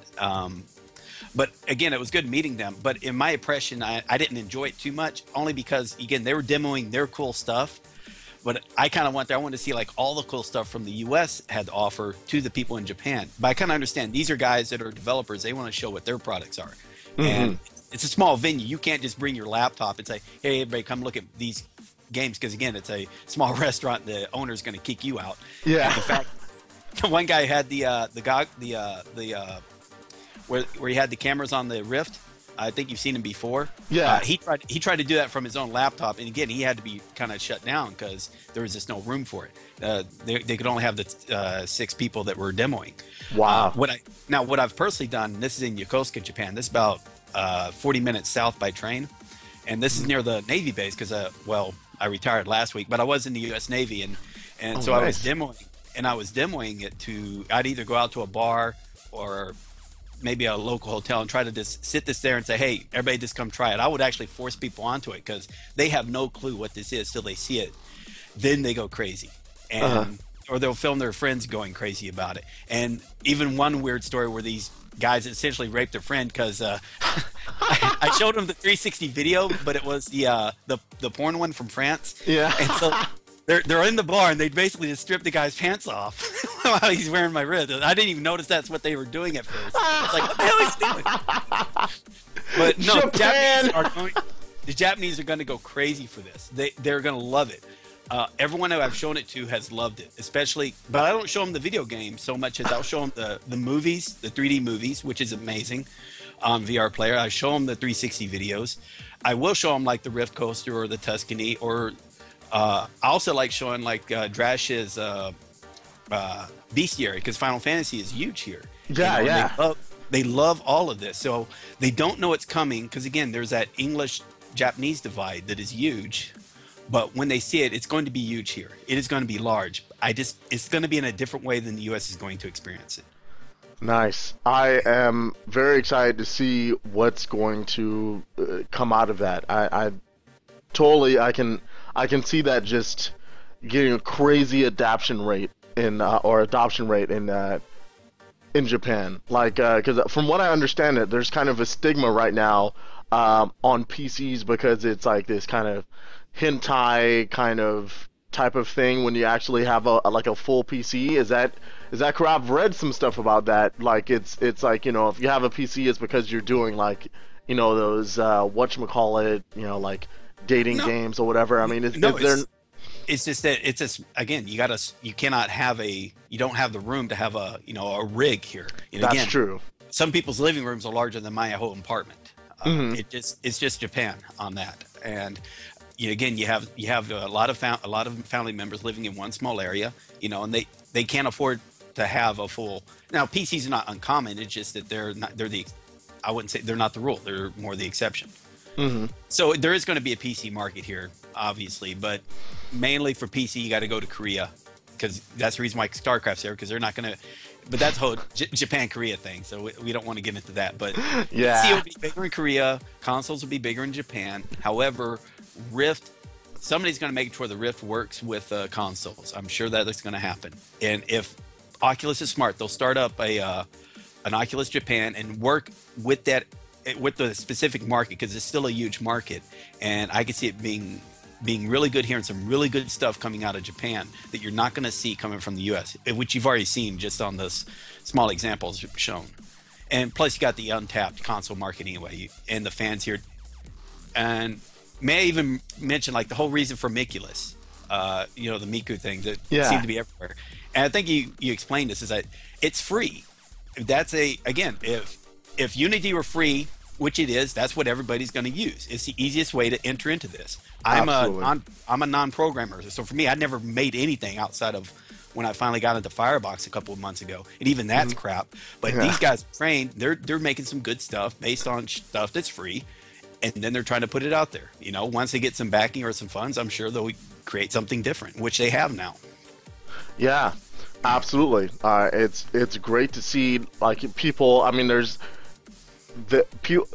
those developers that are just so captivated and so motivated. Like, I'll browse like Japanese forums and I'll find all these tutorials for Unity in Japanese. Like, that's one of those things that's been kind of I think an issue with technology in general. Just like, you know, it's like, oh, are you going to find these tutorials like Japanese folks that want, like, oh, I want to get into this, but do I have to kind of muddle through the English to try to find out how to do this or whatever? And, like, there are guys that's super motivated and super excited about, yes, you know, this is the full rundown on how to, you know, get your Miku character into Unity, how to get, you know, the skeletal mesh, and how to get the dance and all this stuff. And they, like, every single detail, you know, they take every single click, every single mouse click from Unity, and they have the Japanese equivalent right next to it. And it's really cool and interesting to see how motivated people are because of their excitement and enthusiasm about this. And I agree. I think, you know, Oculus or someone is going to take the right track, and I think it's going to blow up like wildfire. I think Japanese people will be absolutely nuts about VR in the way it's presented now. I think Final thing I'll add, and then I'll let other people call it's the Android market. So Android cell phones are big in Japan. So if John Carmack can get the Oculus to work with, you know, strapped to a cell phone, that's going to be even bigger in Japan. So we'll see a larger upswing in the acceptance on virtual reality, because again, people are not going to spend time in their houses. They're going to go to the net cafes, which are 24/7, the arcades, which are 24/7, somewhere else other than their house. And cell phones that's where the cell phones are going to come into play. And I'd like to see how people bring, you know, it's going to be another 2 years down the line, I'm sure, but that's where we'll see the adoption rate skyrocket. But that's going to be true everywhere. Once you attach it to a cell phone, adoption is going to skyrocket, because not everyone's going to want to be strapped to a PC or even a console. Absolutely. Totally agree. I think that's going to be killer. I think that's when VR really takes off, when there's one thing you can buy for $200 and it'll be all you need in one package. I think that's going to be huge everywhere, for sure. All right. All right. Any questions? Any questions for me, or before I go? Oh man, how is it over in Japan, man? How are you loving it? I've lived here 7 years, maybe, well, a couple years in Africa in between, but it's amazing. The only thing I regret since my job, because of its security clearance, I hadn't been able to, the things I would to keep my Japanese up there, I was never allowed to do in my work. So it's basically a bubble of America. I had to work in the middle of Japan, so my Japanese went horrible. But now I'm retired, so maybe I'll be able to pick it back up again. There we go, man. That sounds good. Well, congratulations on your retirement, man. Excellent. Awesome. Way to go. All right. Bye. All right. Take care. Oh, yes. Well, that is freaking awesome. Great points made by Nuke Marine on that. I mean, that is freaking great. That's so exciting. That, I mean, there's so many people in Japan that are totally unaware, and then they're going to have some arcade systems, some horse riding game that people are just going to lose their crap over, and it's just going to blow up in Japan. And that means great things, because if things are being produced in Japan, then we have a technology source for screens and all kinds of other things. And we have another caller.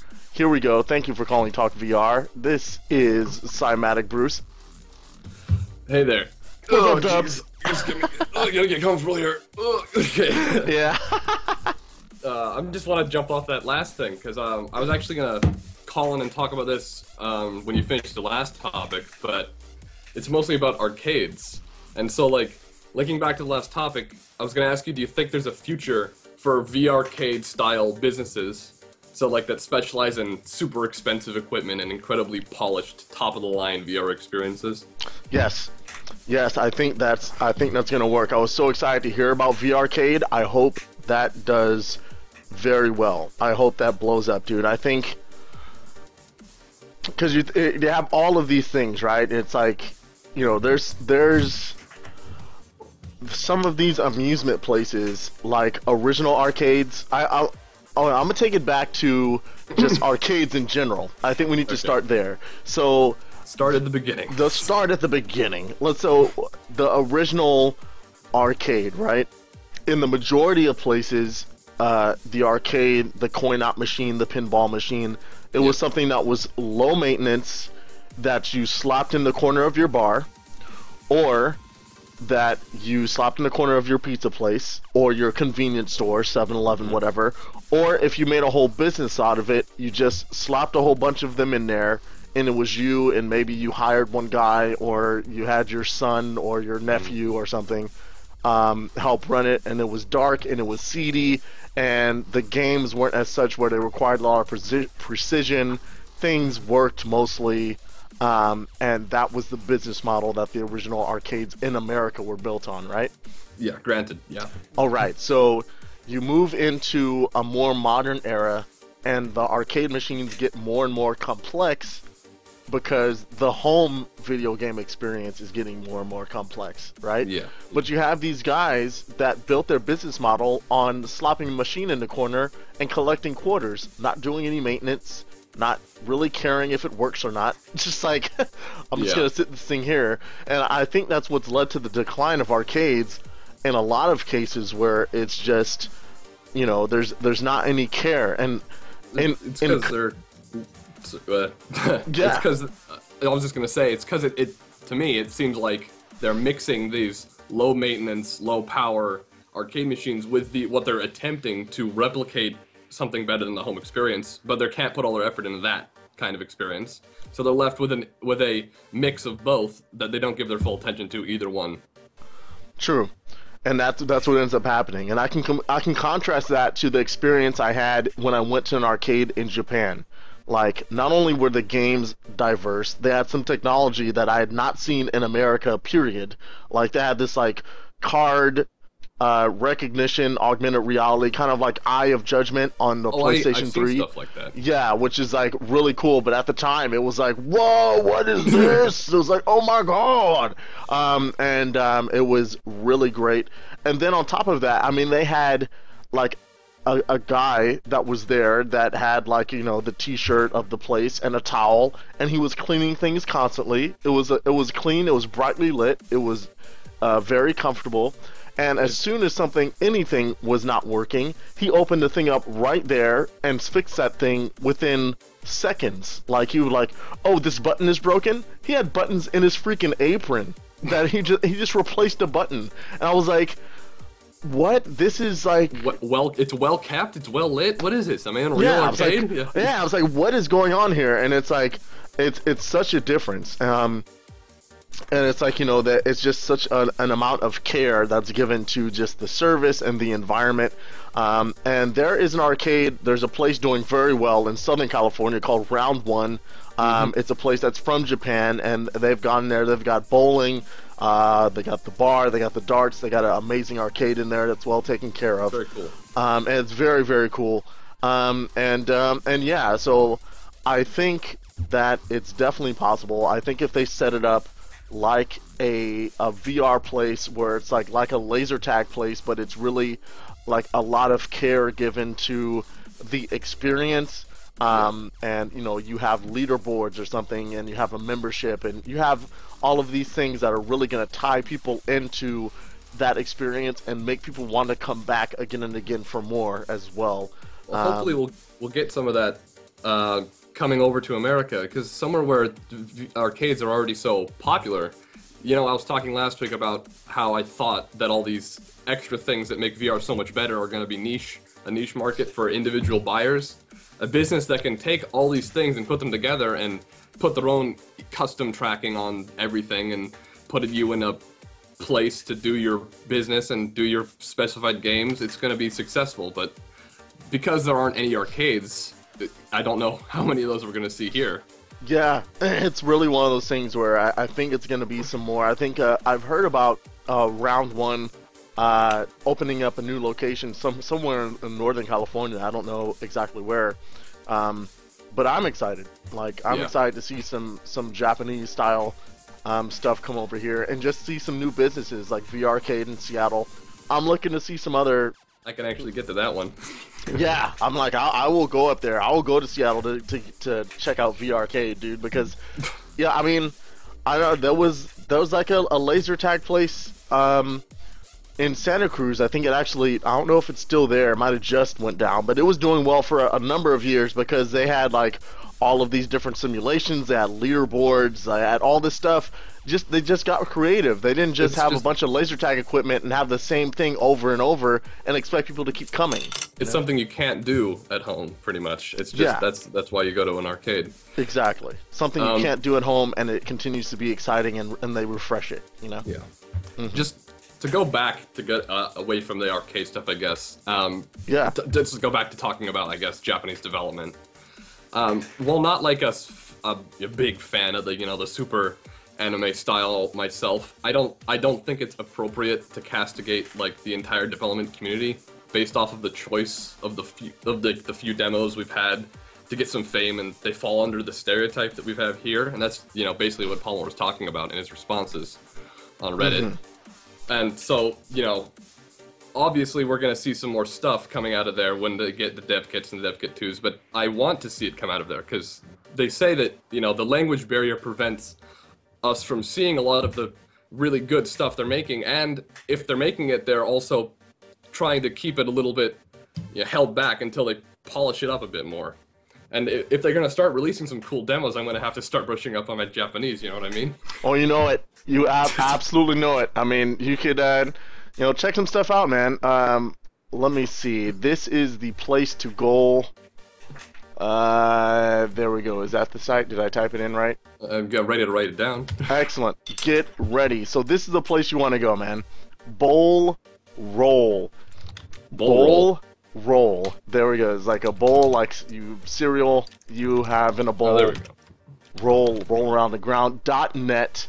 .net. Can't read any of that. Right there, it says, this right here says tag it. You click on this box, and you can type in one of three things. You type in Oculus, you type in Oculus Rift, or Oculus Space Rift, and you will get things that pop up. And this is kind of a site where like stuff is being produced. So you can see some of the interesting demos that people are coming out with and making. Again, some of this stuff is just like oh, you know, it's a beginning thing. They're doing the Miku, the Hatsune Well, like Miku we stuff. said, if they can get it for free, that's why they keep using it. So. Exactly, but stuff is popping up here all the time, so definitely worth you know, checking out. That's a weird one. Yeah, and then Oculus Rift altogether has some other stuff too. So Bowl Roll is one of the sites to go to check out some stuff, and for Japanese sites, and then and yeah, all I want is the horse riding game. That's all I want. That's all I want. Want to get that too. That looked amazing. It was like you could be a real cowboy. Yeah, it's like, oh man, just like Palmer said, it's amazing. Exactly, that's it. Like the 3-second video. Absolutely. So yeah, check out this post, man. I think it has a link in there, or it has at least some information. I don't know. Hopefully, we'll get something soon. Get that demo out there, man. I'll try to order one of those crazy exercise machines online. Yeah. Just to try to get a taste of that. I don't know whatever else I have to say here. One last thing, I guess. This is completely off the topic, though. I hope that's fine. Nathan completely beat me to the punch when mentioning Star Citizen, because I forgot that the announcement was tomorrow. Actually, I thought it was next week on the 17th. It's actually tomorrow on the 10th, and now I'm like freaking out about it. Oh my goodness! Yes, it's like so crazy. God. Star Citizen is around the corner. I like have a fear, though. Drop. What is it? My biggest fear is that I will want to buy another graphics card if I play the game. I'm gonna be like, oh, that 290X really looks good now. I better go buy that. Exactly, man. I think I think Star Citizen is gonna prompt all kinds of irrational decisions. It's gonna spur all kinds of sporadic. They're unintentionally funding all of the high-powered gaming market right now. Yes. I think it's gonna be the deal. Just like, you know, Quake 3D inadvertently, you know, it's like, oh, wait a minute. Everyone's like, I gotta buy this card. 3DFX, let's go, bro. Like, it's like. I hope it has Oculus Rift support pretty soon, because when you see the statistics on Elite Dangerous, and it's like 15% of all Elite Dangerous alpha players are already using the Oculus in that cockpit game. I wonder how many people are going to use it in dogfighting if it has support.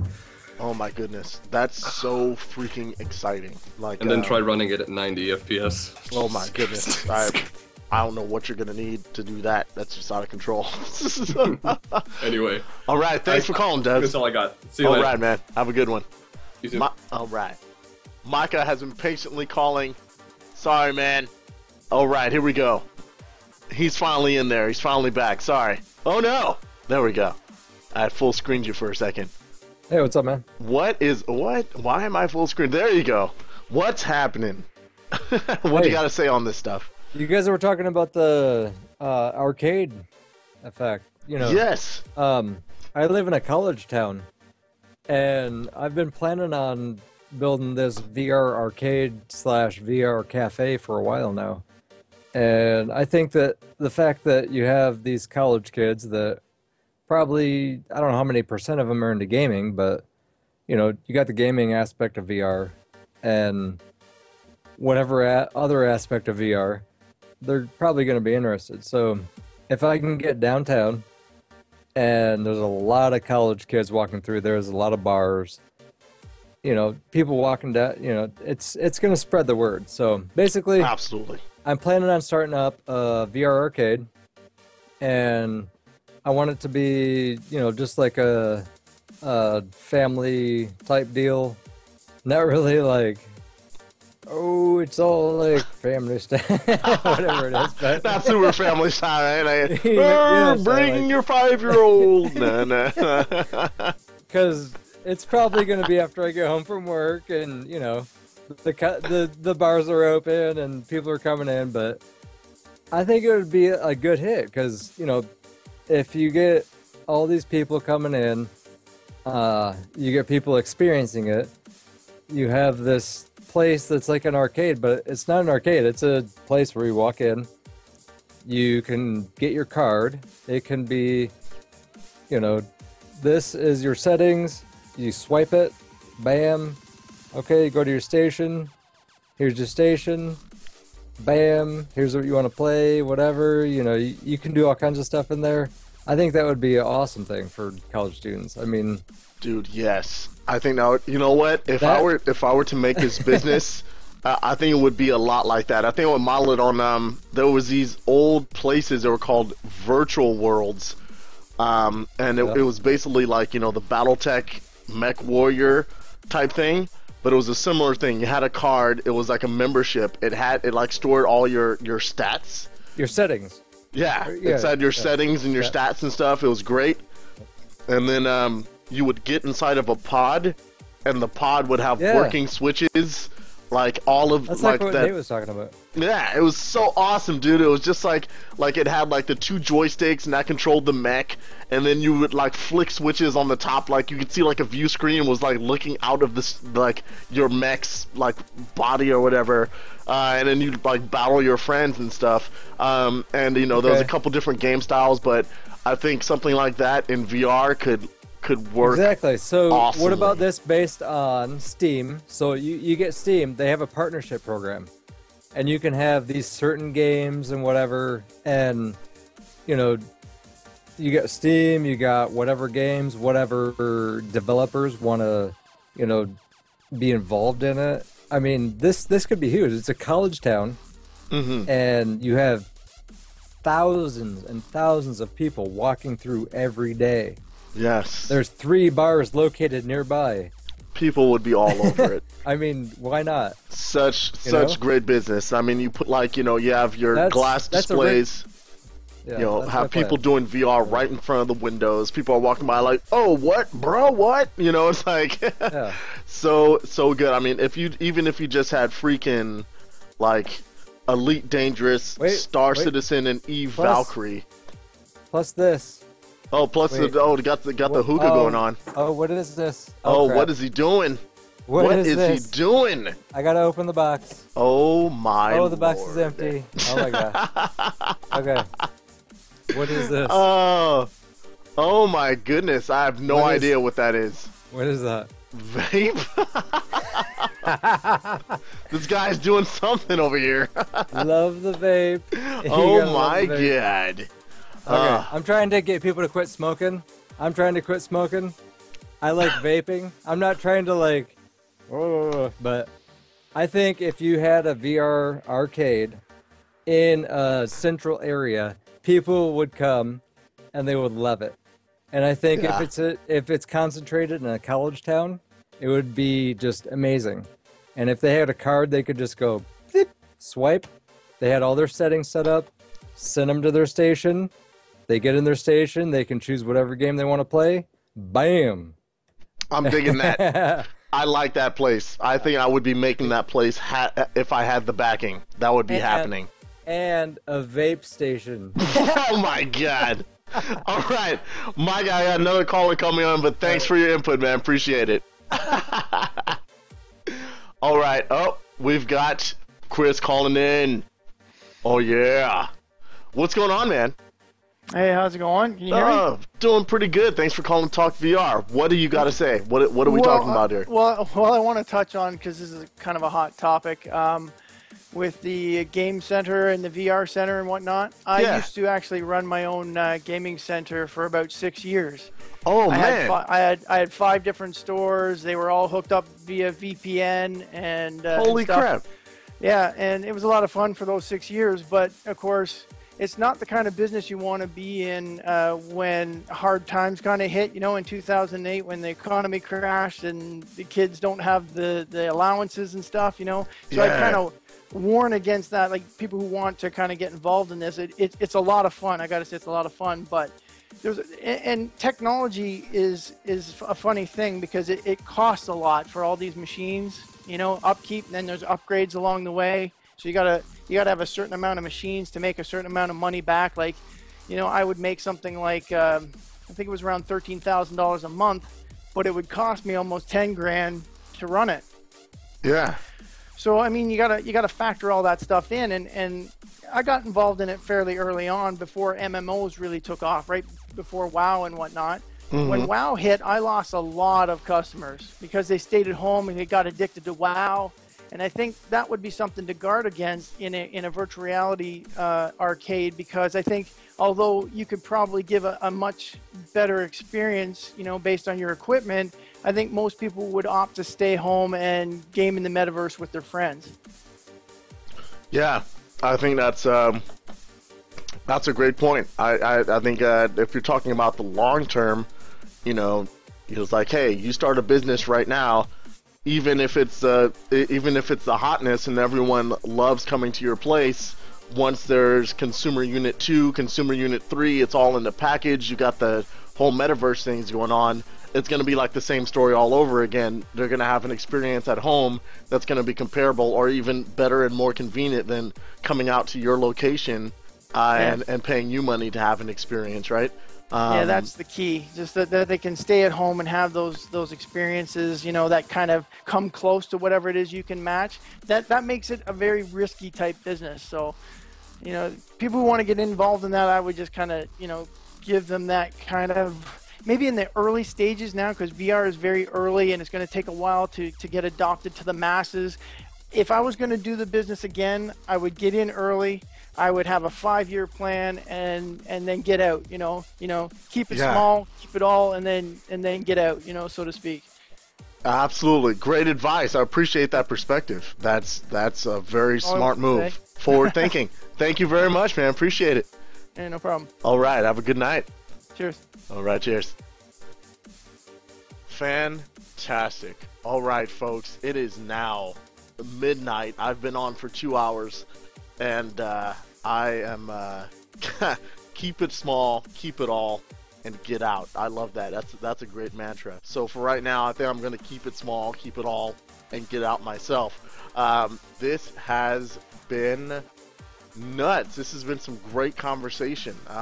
Man, wow. This is just been rolling. This was just very lively, very good points made all around. Man, this was a great show. I was very satisfied with this show. It's a great conversation. I think I feel like I've learned a lot. I hope you feel like you've learned a lot too. And this is when I go like this and have a rainbow come out or something. I don't know. But anyway, very good stuff. Yeah, this has been freaking amazing, man. Freaking amazing. So, you know what? Because I promised my friend Simon I would do this. This is something I actually want to take a look at here. Right.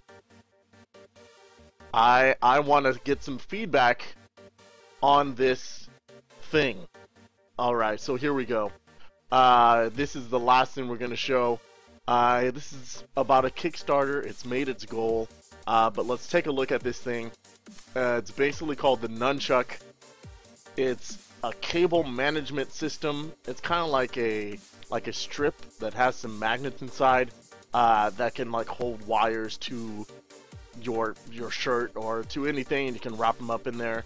Would you guys use this? Do you think this is something that you would want to have around to manage your cables? Or, you know, I don't know. It seems pretty cool. It looks cool enough. You know, and it's like, hey, I don't know. Yeah. So, yes, cable management. How do you manage your cables? This seems pretty interesting solution. But how do you guys manage your cables? I don't know. Like, for me, it's wireless earphones, and then I actually use the freaking this thing, this little clip that's on the back. I actually do thread my wire through this clip that's on the strap. So yeah, and that kind of does the trick, I guess. But if I'm using a Hydra, or if I want the Hydra attached to my chest, or I don't know, there's potentially lots of wires involved.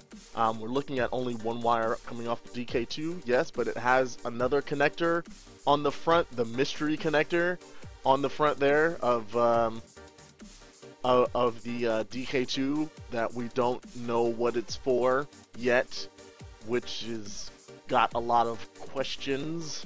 Let's see, what is, there we go, right here.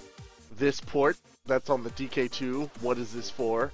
Supposedly it's not for power, it's not for audio, and it's also not for latency latency tester either. It's something totally different. Speculation right now is that it's going to be for some additional LEDs that go in the back of the head. But does this mean more wires? And does this mean that you're going to have to do some more wire management? I don't know. Very good. Oops, there we go. Excellent. So, yeah. You know, with the wire management, with the badoo-badoo. All right, very good. Absolutely ridiculous. Awesome. So, that about, has it been explained? I didn't think it was, there's an update in our, did I miss the update already? Jesus. This is how hard I work? Where's the update? Where's the update? Where's the update? Oh God! Connector for a sync cable between the IR camera and the DK2. Ah! So much for the mystery. Oh man. Alright, very good. Mounting the IR camera to the DK. Oh, possible camera mounts. That is also very interesting. Okay. Okay, more speculation after more answers. So that's good stuff. My own website, and I missed the update. The update. How horrible is that? You know, Bruce is working a little bit too hard when he misses his own update. Anyway, great, wonderful, and beautiful. Excellent. So that about wraps it up, everyone. This has been a great show. Thank you to all the people that have called in and contributed. Thank you to all of you in the chat. Thank you for all of you that have watched patiently and endured my presence on screen. Thanks once again to Niko for this wonderful set. It looks awesome. It feels great. Very, very cool. And beautiful, man. I'm just loving this. It's great to interact with and talk with the community. I know a few of you out there have sent me some messages. I'll get to you as soon as possible concerning the SVVR conference and expo. Definitely check that out. We are finalizing our speakers and sessions within the next couple days. We didn't get to Locomotion, Oliver. I'm sorry. We will have to table that and put it on the next one. That 2 hours just flew by. That was some great conversation. That didn't lag at all. So that was good stuff. All right. It's been real, people. It's been great, and thank you so much for hanging on. This is Cymatic Bruce saying good night, good morning, and good day until the next VR experiment.